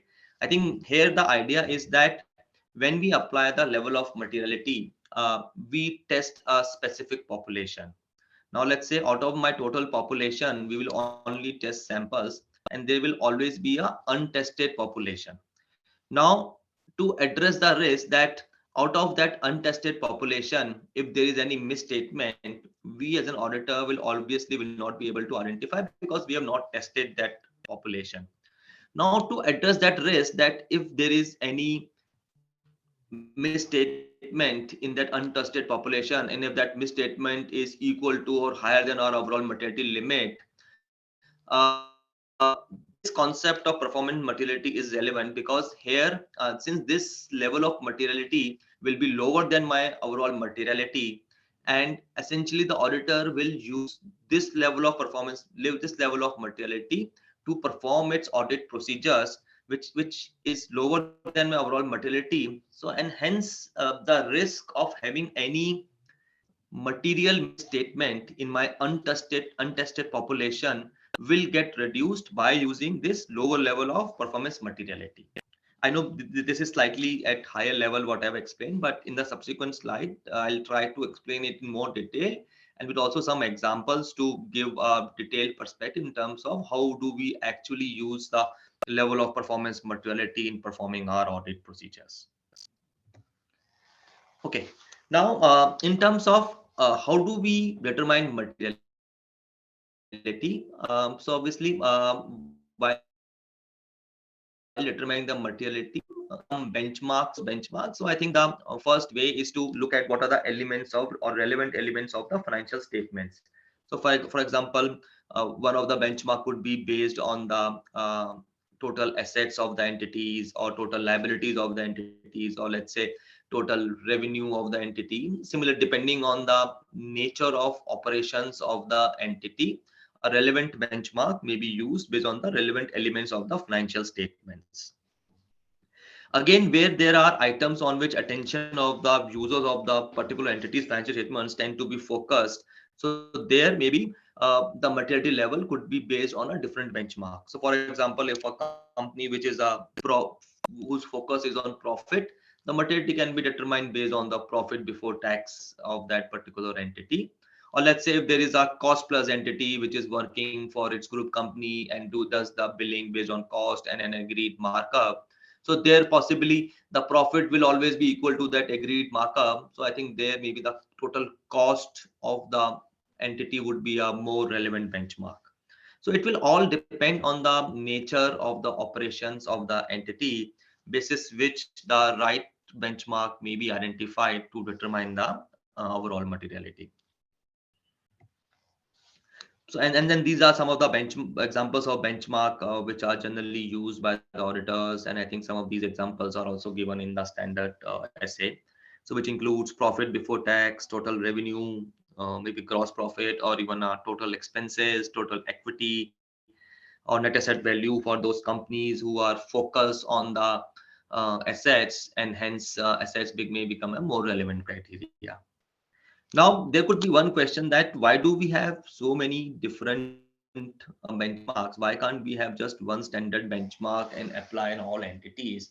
So I think there it may not be appropriate to do so because in that case, it will not give you a right level of materiality. So for example, if I just take, let's say, an example of a cost plus entity, where the entity incurs total cost and then they bill it to their group entity outside India as a pre-agreed markup. Now here, let's say if my total cost is 100 and the markup is 10, so your profit before tax would be 10. Now, if let's say you apply a materiality of 10% of PBT, so that will give you only a materiality of 1 on a total expense of 100. So in that case, applying a level of materiality of 1 rupees on a total expenses of 100 rupees may not be the right level of materiality. So possibly there, if we choose a benchmark of, let's say, total expenses, and let's say we apply a 3% of total expenses, that will possibly give you a higher level of materiality, which is rupees 3, and hence which might be a more relevant and efficient criteria for determining materiality for that specific entity.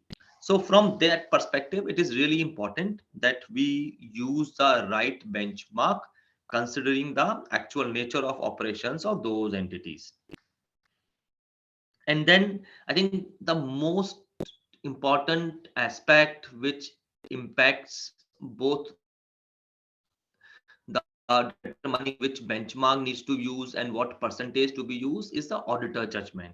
And hence it is really important that while performing the understanding and evaluation of business processes and business operations, auditor gain sufficient knowledge about the entity and its business, so that that can help the auditor to determine the right level of materiality to be used for their audit. Okay. Now, once the auditor has determined the overall materiality, which is relevant for the financial statements taken as a whole, I think the next possible level of materiality could be determining materiality for a particular class of transactions, account balance, or disclosures. So let's take a step back and see that why there could be a need to identify a specific level of materiality for a particular class of transactions. So let's take an example of related parties.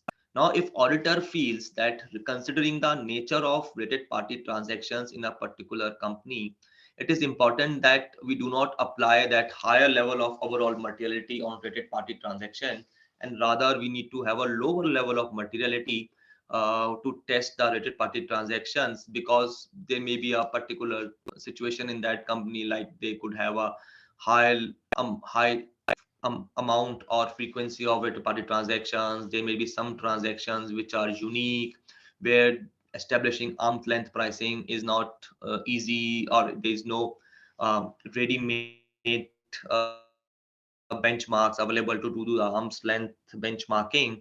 So I think in those cases, auditor may decide, okay, let me apply a lower level of materiality for this particular class of related party transactions. Similarly, for disclosures as well. So let's say there is a new accounting standard on leases, which has come in the current year. While the total amount of lease impact on the company may not be that material, but then since it involves a lot of disclosures in the financial statements, auditor may apply a specific materiality only in the first year of implementation of their new standard, so that they apply a lower materiality and test those disclosures in more detail as compared to the level of checking they would have done had they would have applied the overall materiality, which is obviously a much higher number.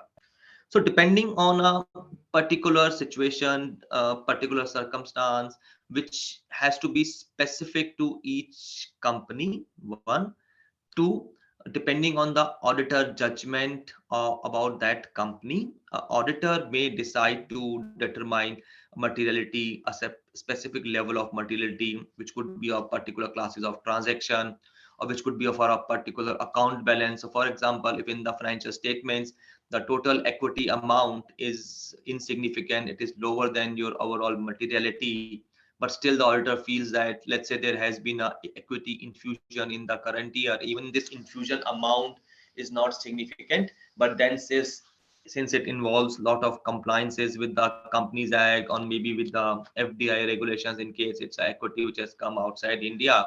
So in that case, despite the fact that the total amount of equity financial statement line item is much below than the overall materiality as determined by the auditor, but still they may apply a lower or specific level of materiality in the current year because of that additional equity infusion in the current year. So that's precisely maybe some of the examples where auditor may decide to have a specific level of materiality. Okay. Now, identifying, assessing the risk of material misstatement actually involves use of professional judgment to identify those specific class of transactions, account balances, or disclosures where the specific level of materiality need to be used. Okay. So now getting into in more detail about the performance materiality. Now, if you look at the level of performance materiality will always be lower than the overall materiality. Now, why do we so? So let's say if we are using a materiality level of 10. Now, with that materiality level of 10, if I have a total expenses of 50, let's assume that I have checked expenses of total amount of 10, which is equal to my materiality level, and there's a 40 is my untested population. So now there could be a risk of any material misstatement in that untested population of 40. So to reduce that risk of material misstatement, the way auditor approaches the materiality, they apply a haircut on the overall materiality. So let's say in this case, auditor decides to apply a haircut of 30%. So they say, okay, my overall materiality is 10, but my performance materiality would be 7. And hence, when they are doing their testing, when they are identifying their samples, they use a materiality of 7. So which would mean that the probability that there is a risk of material misstatement, and in this case, material misstatement would be any amount which is more than 10, would get significantly reduced because I'm not using the level of 10 to identify my samples or to identify my testing strategy. Rather, I'm using a lower level to identify my testing strategy. So I think essentially this is the main basis or main reason of using a lower level of overall materiality, which is called as performance materiality, to execute or perform the audit procedures.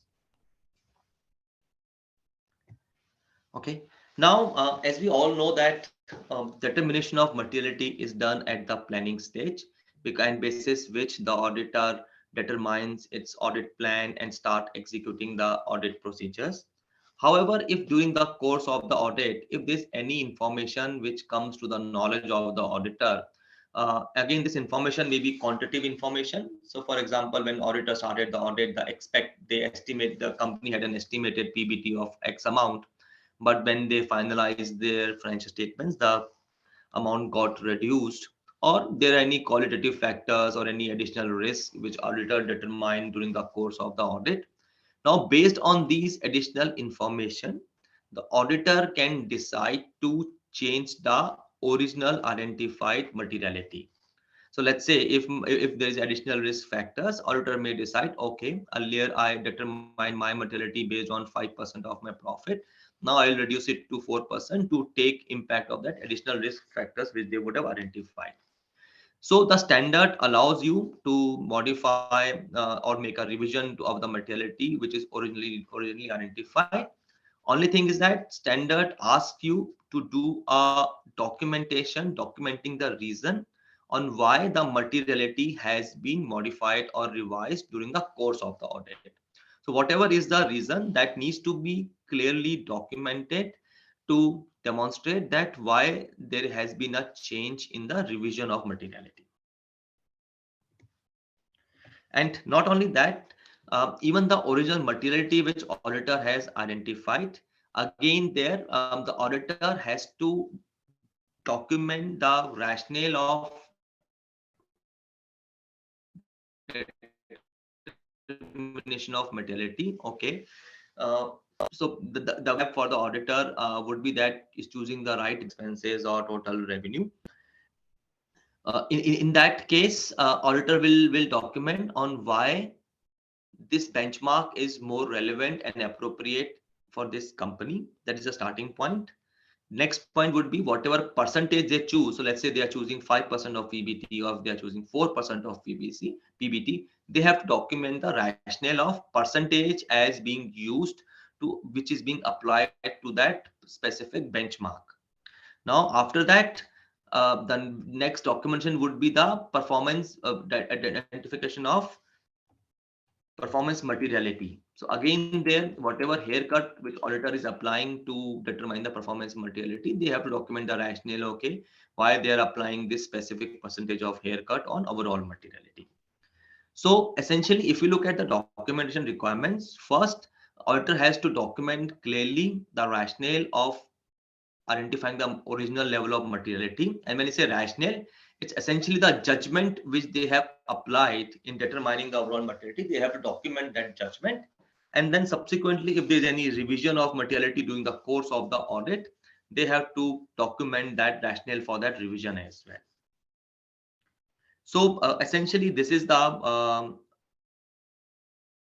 what this standard on materiality talks about in brief. I'm happy to take questions, so please allow me to kind of switch to the questions chat, and maybe we can just take 5 minutes to take questions here, if there is anyone already there,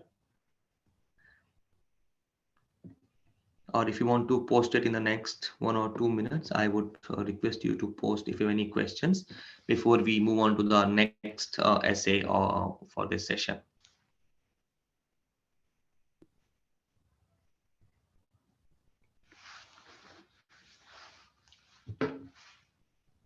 I'll just wait for 1 minute if they to take any questions if they have.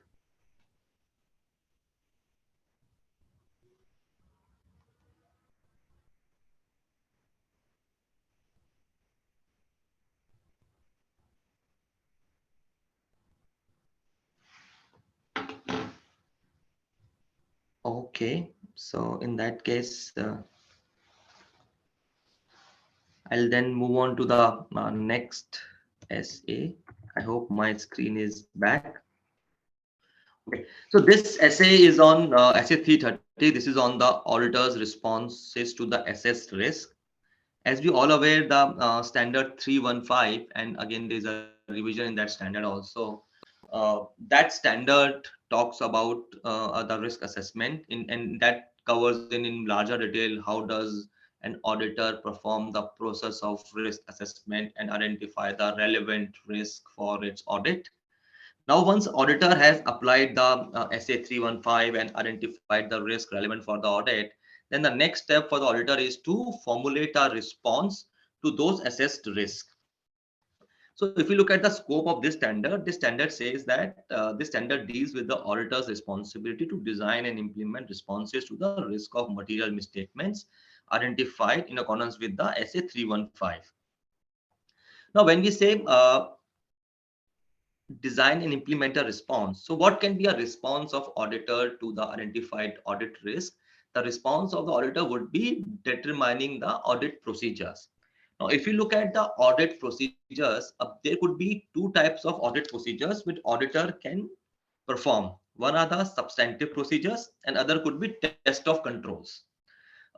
When we say substantive procedures, again, the substantive procedures can be of two types. One is the test of details, where you actually test the transactions or account balances or disclosures.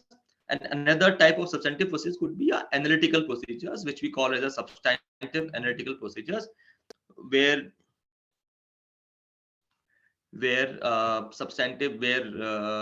instead of performing a test of detail, an analytical procedure is applied.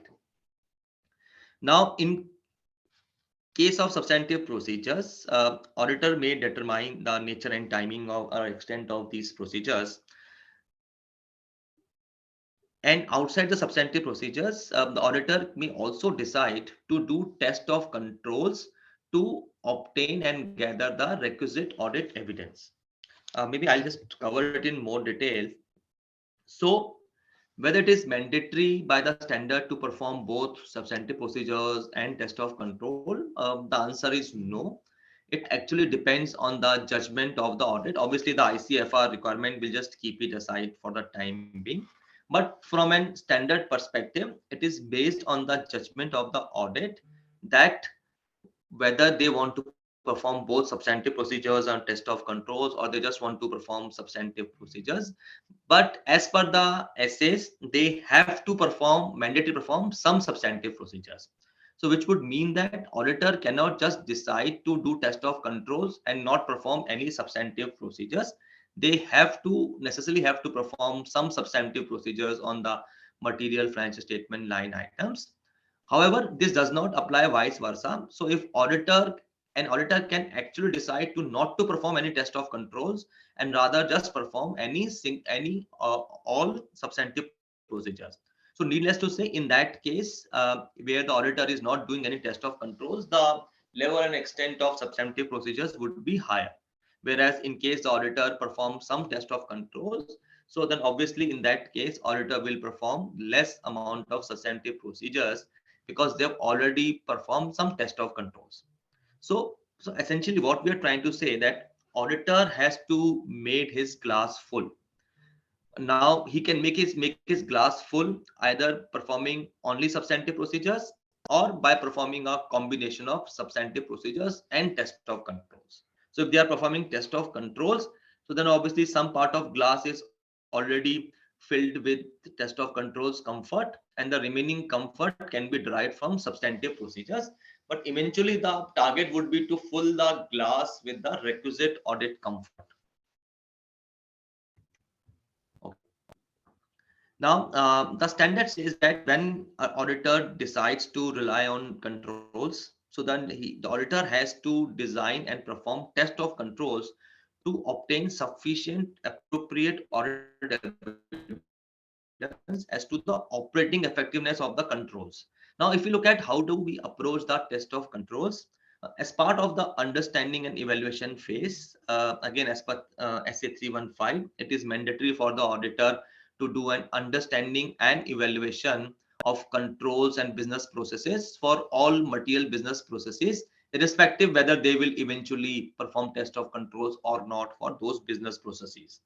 Now, once the auditor has done the understanding and evaluation, which means they have done the design testing of controls at that level, the next level for auditor is to determine the nature and extent of test of controls, so which will give the comfort to the auditor that yes, these controls were operating effectively throughout the year and for all the relevant assertions and financial statement line items.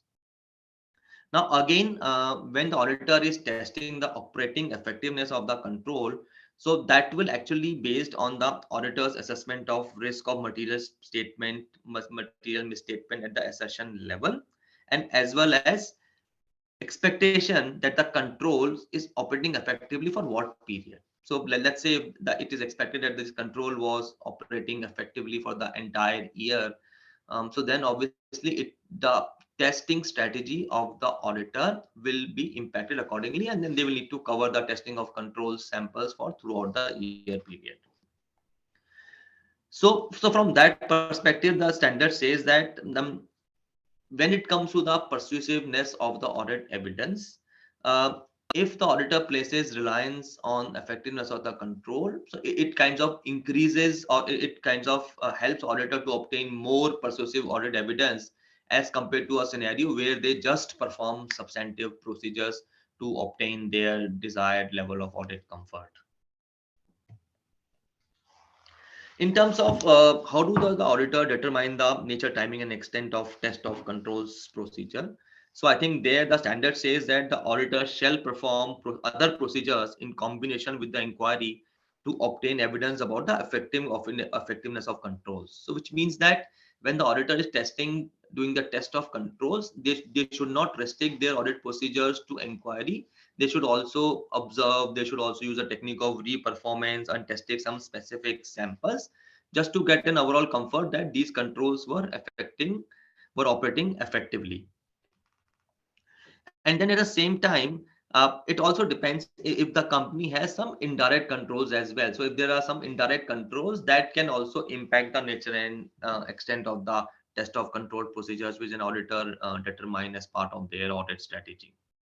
Now, in terms of the timing of test of controls, so the standard says that the auditor need to ensure that this control was operating for the entire year. So in that case, if the auditor has done a testing at the interim date, let's say before the year end, so then they have to do a top-up testing at the end of the year to ensure that whatever controls they've identified, then they were operating effectively till the interim date of testing, the same position continues and the same controls were also operating effectively till end of year as well. Now there the standard gives you an exception that if there are any controls which you have tested in the past and they were operating effectively, So maybe then you can rely on the testing performed in the previous year, and then don't do your testing again in the current year. So there essentially the standard says that you have to test the control at least once in 3 years. And an additional condition which the standard puts in is that this control should not relate to any area where the auditor has identified a significant risk. So you have to comply with both these conditions in case the auditor decides to rely on the testing performed for that particular control in an earlier period. Now, again, there, the strategy which auditor should follow is that they should not just do the testing of controls in 1 year and don't do any testing for the next 2 years. Rather, they should just split the controls in 3 years so that at least they test some. So let's say if there are 12 controls, they should test four controls each year, so that at least there is some amount of control testing which has been done during the year. So in particular year, let's say they test 4 controls and then rely on the 8 controls testing which was done in the previous year. So similarly, they do that every year so that at least there is some testing which is being done for the controls in each and every year. Okay, when evaluating the operating effectiveness of relevant controls, I think it's also important that the auditor shall evaluate whether the misstatements that have been detected by the substantive procedures indicate that the controls are not operating effectively. So, for example, if there is any issue which has been identified by the auditor while performing the substantive procedures, the auditor has to understand the reason that why this issue was not detected by the management themselves while performing their controls. So which would mean that if there is a misstatement identified by the auditor, they have to see that whether this misstatements also indicates that there was a relevant control which was not operating effectively, and hence because of that reason this misstatement has happened or has left unnoticed by the management. So in other words, if there is any misstatement identified from the substantive procedures, the auditor has to assess the impact of it on the relevant underlying controls as well to see and evaluate whether there's also a corresponding control weakness linked to those identified misstatements identified as part of the substantive procedures.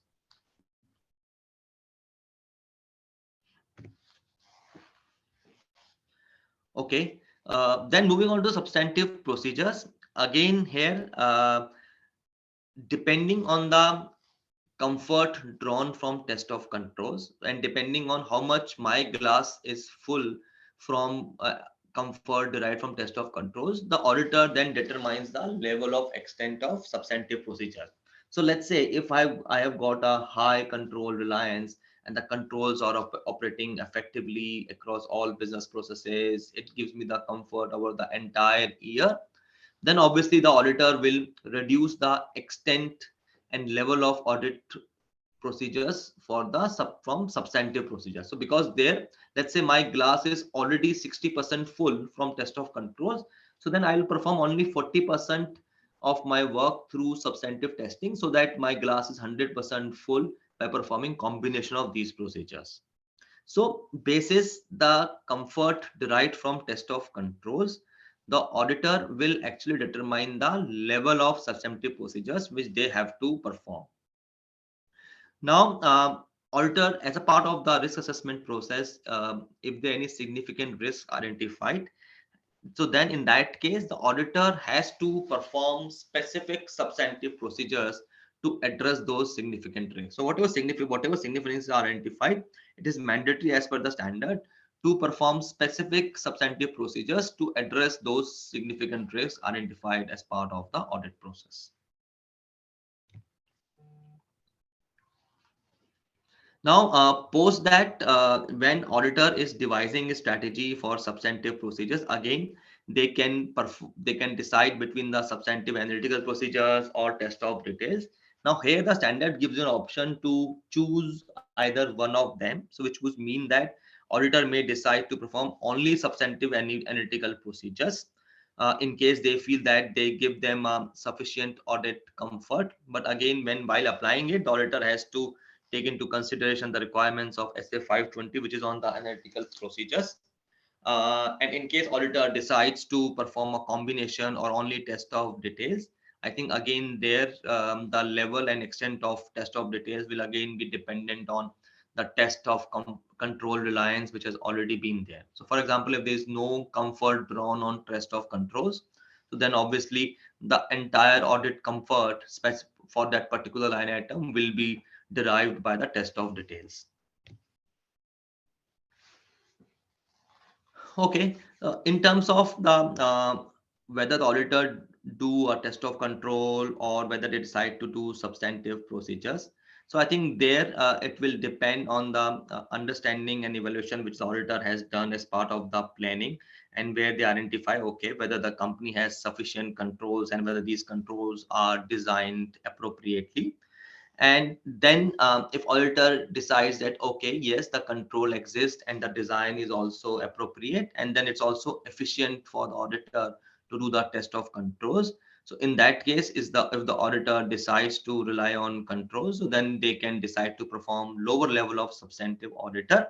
But in case auditor feels that the controls are not designed appropriately, or they are not expected to operate effectively throughout the year, so then they will possibly will not have any testing of controls, and then they will directly jump over the high level substantive audit.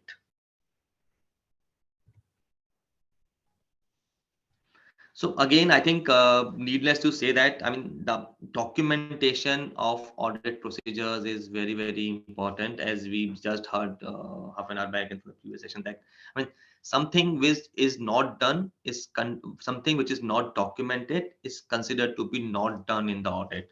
So hence, it is very important that auditor documents the audit procedures performed as part of the audit, whether it is test of controls or substantive procedures. Whatever procedures have been performed by the auditor, these needs to be appropriately documented as part of the audit documentation, so that and not only the procedures performed, but then the rationale of why did auditor decided to do test of controls or not to do test of controls, what is the level of testing they determined for substantive procedures. So all these audit strategy also needs to be documented as part of the audit working papers, to demonstrate that yes, there was a clear thought process behind devising this audit plan and audit strategy, and then taking it to the next level of documenting the actual testing done and the results of actual audit procedures performed.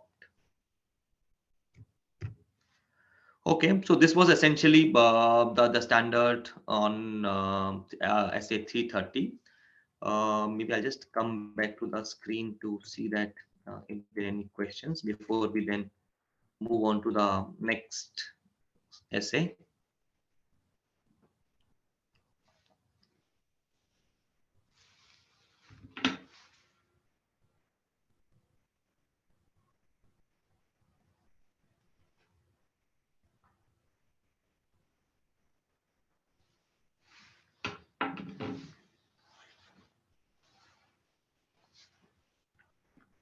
Okay, maybe I'll just wait for one more minute to see if there are any questions which are posted. I can't see any questions so far.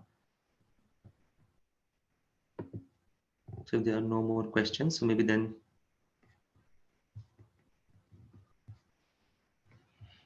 okay, I could see one.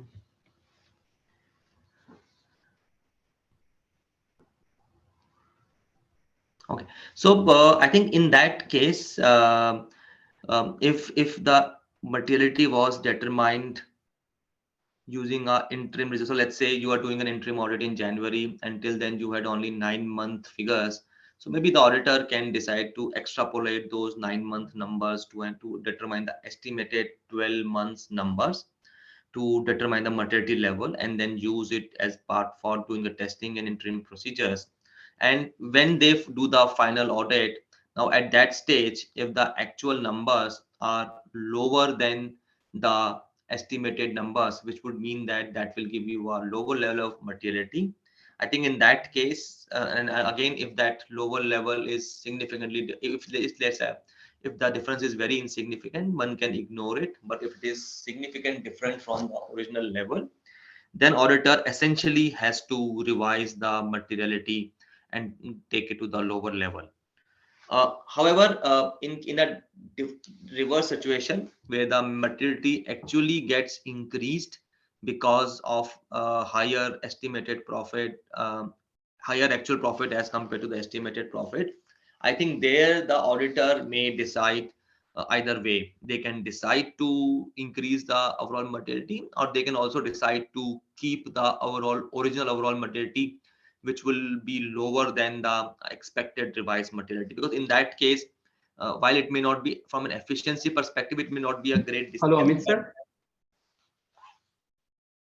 Hello. Yeah. Sir आपने PPT share किया कि पूरा अपने जो zoom चल रहा है आपका वही स्क्रीन शेयरिंग किया आपने? So PPT, I'm just answering this question. So after that, I'll share the PPT again. Okay, sir. Yeah. So, and in case the materiality is expected to be higher, in that case, the auditor may decide to not to change the original level of materiality and use that same level of materiality.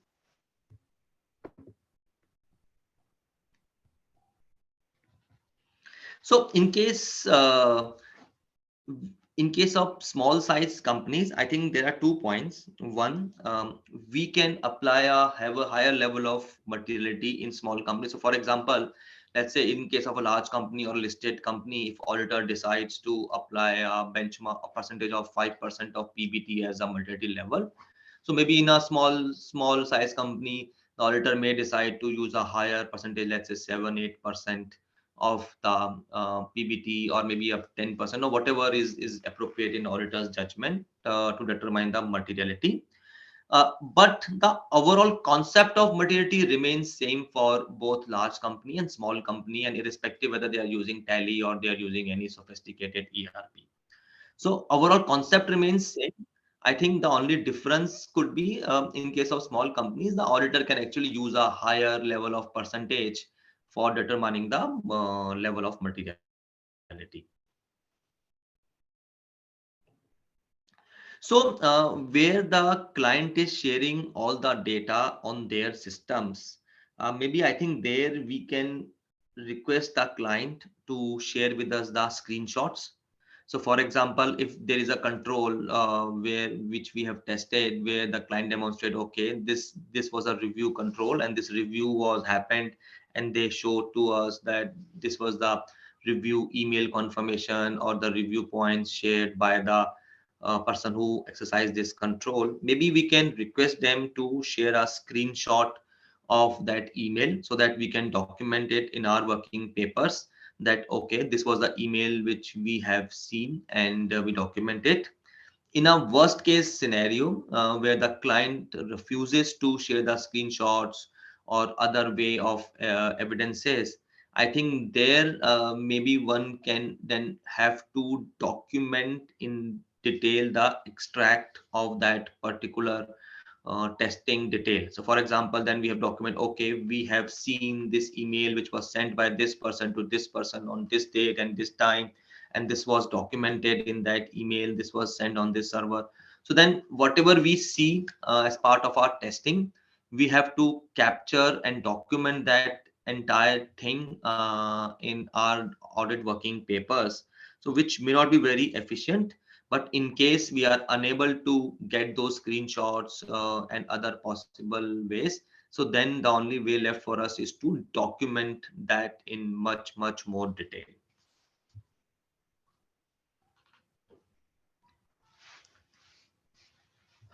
Okay, maybe then I'll just then get into the next standard.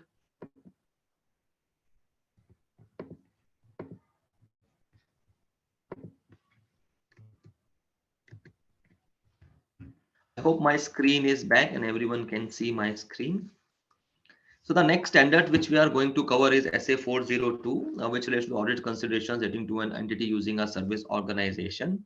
So I think here it is very important to understand that what is a service organization and what are the possible parties which could be involved in case of service organization. So I'll just take a very simple example. So let's say if we have a client and this client has outsourced its finance function to a third party. So let's say now we see like these companies like Accenture, Genpact, they do a lot of outsourcing activities for many large corporates, both Indian and multinational. So in that case, the Accenture would be a service organization, and let's say my client is XYZ. So XYZ would be the user entity, and I am the auditor of XYZ. So in that case, I am the user auditor, since I am the auditor of user entity, which is XYZ, and Accenture would be the service organization. So I mean, I just tried to explain this structure in a very simpler way. Now, what does the standard says that in case any company has outsourced any of their operations to any service organization, in that case, auditor has to identify the nature of that outsourcing arrangement.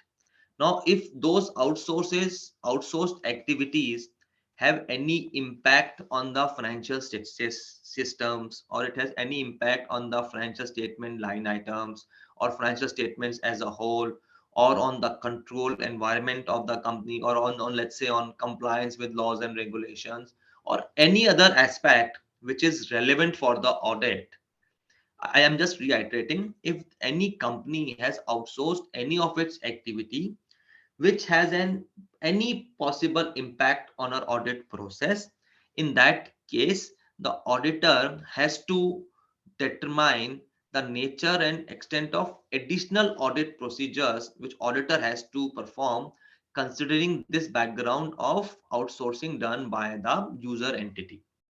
Now, there could also be possible that an entity would have outsourced some of its business activities which are not relevant for my audit, and hence, despite the fact that the company is using a service organization, there is no impact on my audit procedures, which means I'm not planning to perform any additional audit procedures.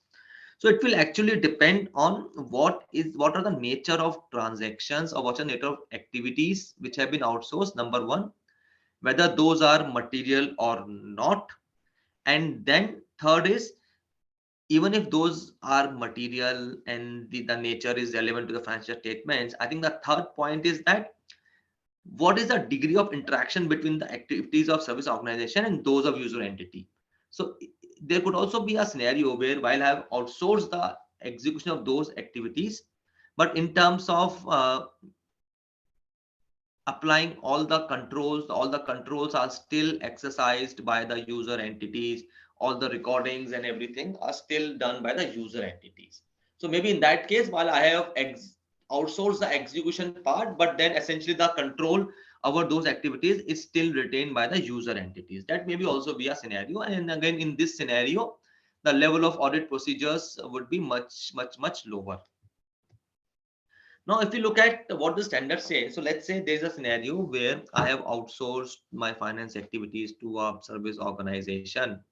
Now, in that case, the controls over those financial activities will be performed by the service organization, which in this case, it will not be performed by the user organization, since the activities are fully outsourced to this third party, the service organization. Now, in that case, the standard says there are 3 or 4 possible ways through which an auditor can derive its comfort on the controls operating around those activities which are exercised by the service organization. So the first and easiest way is the type 1 or type 2 report, where the auditor may ask the user entity to request the service organization to engage their own auditor, who can then issue a type 1 or type 2 report. So if I just try to explain the difference between type 1 and type 2 reports, so type 1 report is issued at a particular point of time, and type 2 report is issued for over a period of time. So which would mean, so from our auditor perspective, I think essentially it will be important for us to have a type 2 report. And in case only type 1 report is available, so then auditor has to perform additional audit procedures to ensure that this has been existing for the entire period of the audit. That's the easiest way for auditor to obtain comfort on the operating effectiveness of controls, by obtaining this type 1 or type 2 report. Now, in case let's say that is not possible, then the auditor can do the testing on their own by contacting the service organization through the user entity. So which would mean that through user organization, they will contact the service entity and do the testing on their own by visiting the organization and performing procedures on their own. In case the auditor decides to rely on the type 1 and type 2 report, again there auditor can't just simply take these reports and do not perform additional procedures. Here the standard says that they have to evaluate whether the description design of the controls at the service organization are for the relevant period and for a relevant date. They also need to look at whether the sufficiency and of the audit evidence provided by the report is complete and relevant for the audit process. Now, in case the auditor is not able to obtain a type 2 report, so then in that case, the auditor has to perform appropriate test of controls at the service organization on their own. So which would mean that the same procedures which they would have applied on the user entity, now they have to apply those test of controls procedures on the service organization entity. So from that perspective, I think it's generally more efficient that if the auditor is able to obtain this type 2 report. And again, from that service organization perspective also, it will be very efficient for them, because in that case, service organization will actually have multiple customers where they for which they must be doing those outsourcing activities. So now let's assume that all those multiple companies will have their own auditors coming to the service organization and doing their audit. It will be so difficult for service organization to address those needs, rather to appoint an independent auditor and have that type 2 report, which then they can then share to all their clients and all their customers. So generally we have seen this as a very efficient way to operate in those cases where the companies have outsourced any significant amount of operations which have an impact on the financial statements, instead of following the alternative approach where the auditor of the user organization goes and perform the procedures at the service organization. Now, despite that, the auditor also needs to make sure that, and they have to make inquiries, they have to perform procedures to confirm that there has not been any fraud or any non-compliance with laws and regulations at the service organization. Because if there's any fraud or any such non-compliances, that may have an impact on the user entity also, because that service organization is actually processing the transactions for the user organization as well.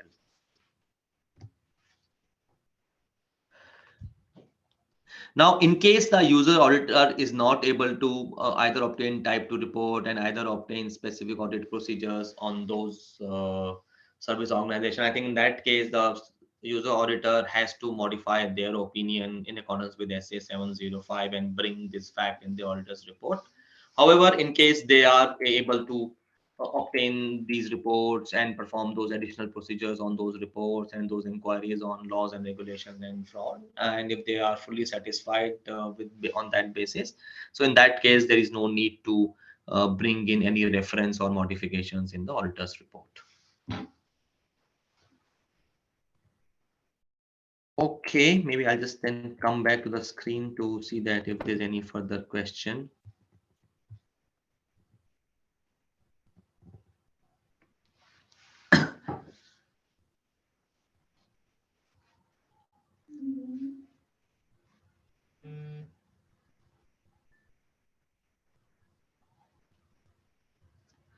So I think I'm just taking this question on time for audit.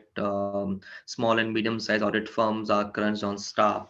So I think there, see, the auditing standards does not give any exemption to a small firm or to a medium-sized firm or to a large firm.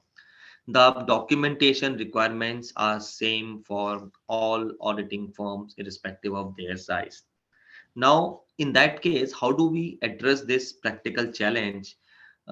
Because while it's easy to say that one should try to leverage on technology, but then we all understand that to leverage on technology for all documentation, it requires lots of investment, and maybe a small size firm may not be able to make that investment in the audit technology to create that audit documentation software.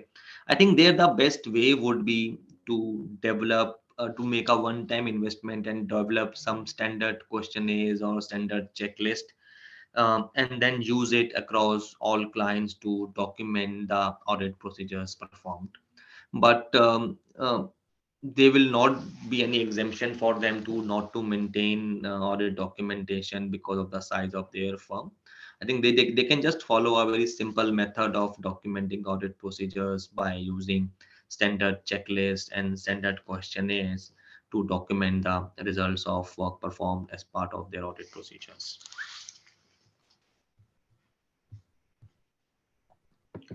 Okay, maybe then I'll just move on to the last standard for this session. I think this should be quicker one. It's a small standard. So this is SA 450 on evaluation of misstatement identified during the audit.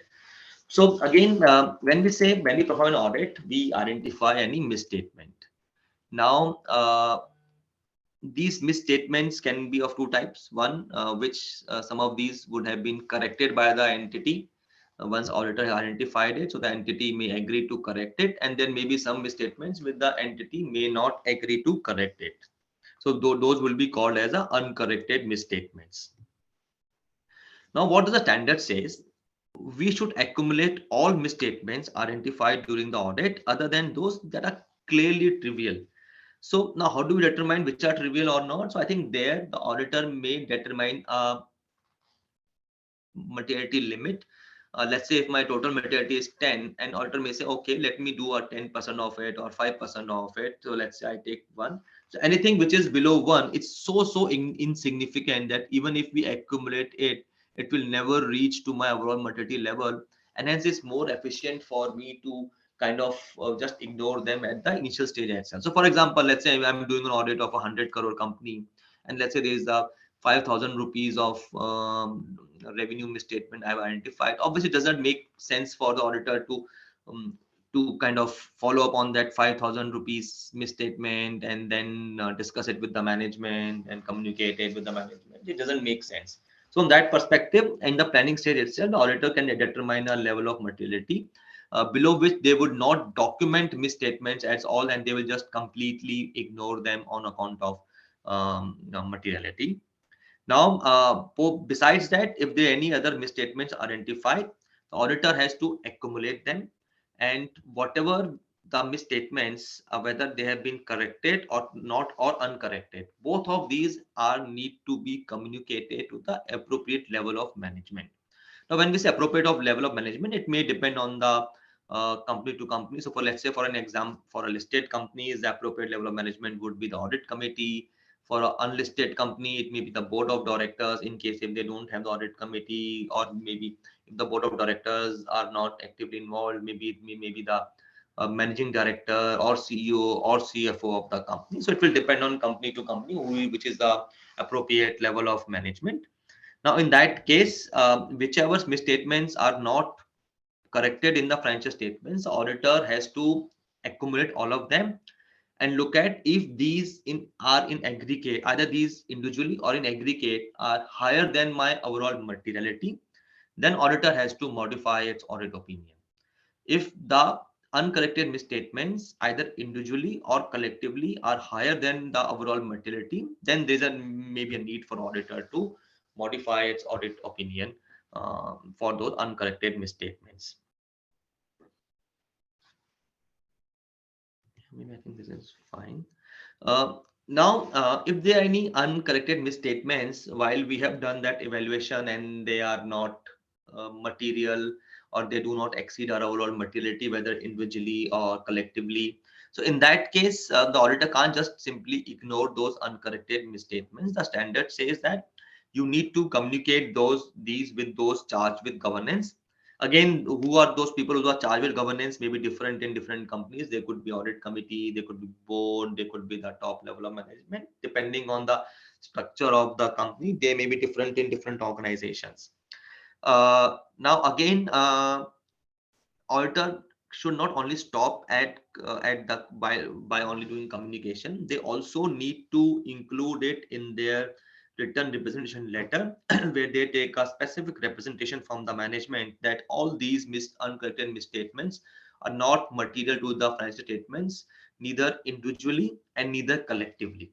So it's not only auditor who makes that judgment, even the management has to confirm that yes, we also agree that these uncorrected misstatements are not material at either at the individual level or collectively when taken in aggregate form. And this has to be specifically included in the written representation letter which auditor generally obtains from the management. Now, again, in terms of the documentation, the audit documentation should include, okay, what is the amount or level of materiality which auditor has determined, where they have said that, okay, any misstatement below that level will be clearly ignored as trivial. Uh, Again, if there's any misstatements which has been identified and these are corrected, so all these misstatements which are identified and corrected should also be documented in the audit working papers. And again, as we discussed in the earlier standard, that if we identified any corrected misstatement, also let's say we identify any misstatement and management has corrected it, we also need to evaluate the impact of this misstatement on the control environment of the organization. So we have to assess further that whether this identified misstatement, which is identified by the auditor, has any impact on the control environment of the company or not. And the third part is if there are any uncorrected misstatements, so then again, we have to communicate it to those charged with governance. We have to make sure that we include them in the management representation letter.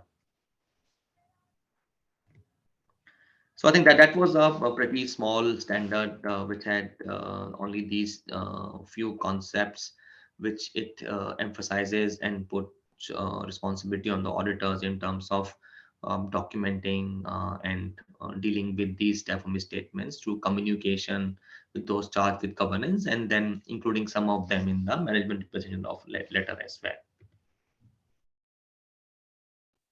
Okay, so this is the end of the session for all these tenders. I'm happy to take any questions if we have. We still have 15-20 minutes left. So if there are any questions, happy to take them.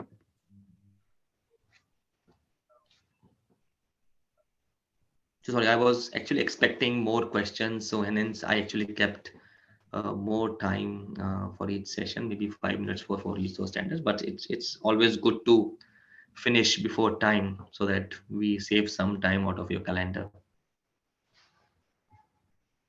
So maybe we can just wait for 1 or 2 minutes if someone wants to post any question. Otherwise, then we can finish early.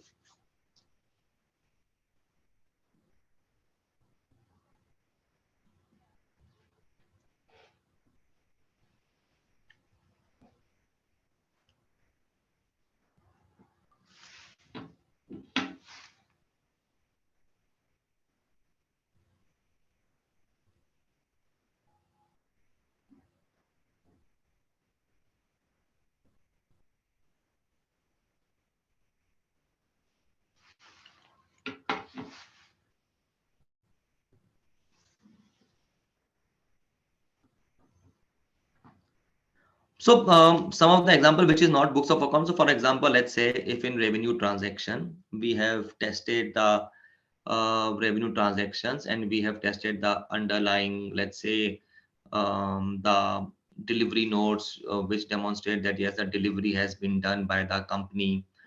We have tested the invoices which the company has sent to the party, and we have also looked at the underlying POs which has been raised by the buyers. So in this case, let's say for that one particular revenue transaction, we would have tested the PO from the buyer, we would have tested the delivery documents, and we would also tested the invoice. So maybe one can, and again, there is no need to kind of document or attach all those. I mean, while one can do that as well, one can attach those POs, those invoices, those delivery notes, or one can just make a summary of those details, an extract of this. Okay, so for this particular revenue transactions, this was the customer PO, this was the customer PO date, this was the customer PO amount, and this is a delivery note, this is a delivery date, and these things, and then this is invoice, and this has been approved by this person, this authorized by this person. And then one can also document that this is also in accordance with the accounting policy of the company that revenue has been recognized either on dispatch or on delivery, depending on the arrangement with the customer. So these are some of the possible evidences which one can attach in the file instead of just attaching the entire books of accounts.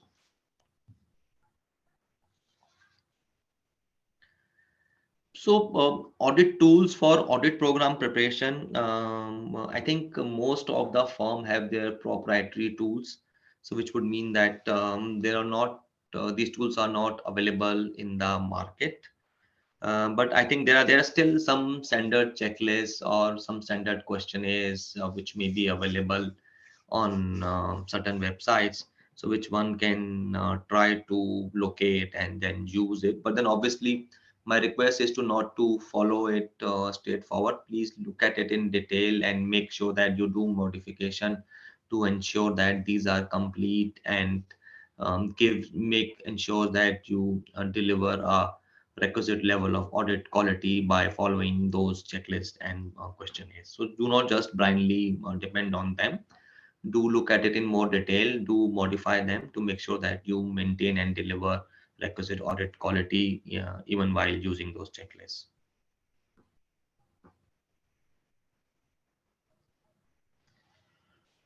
Okay, then if there are no further questions, Samrat, can we then end the session? Yes, sir. Yes, sir. Thank you so much, sir, for your valuable explanation. It was a great session today. Thank you, members, for attending. We can close now. Okay, thank you. Thank you, everyone. Have a great evening.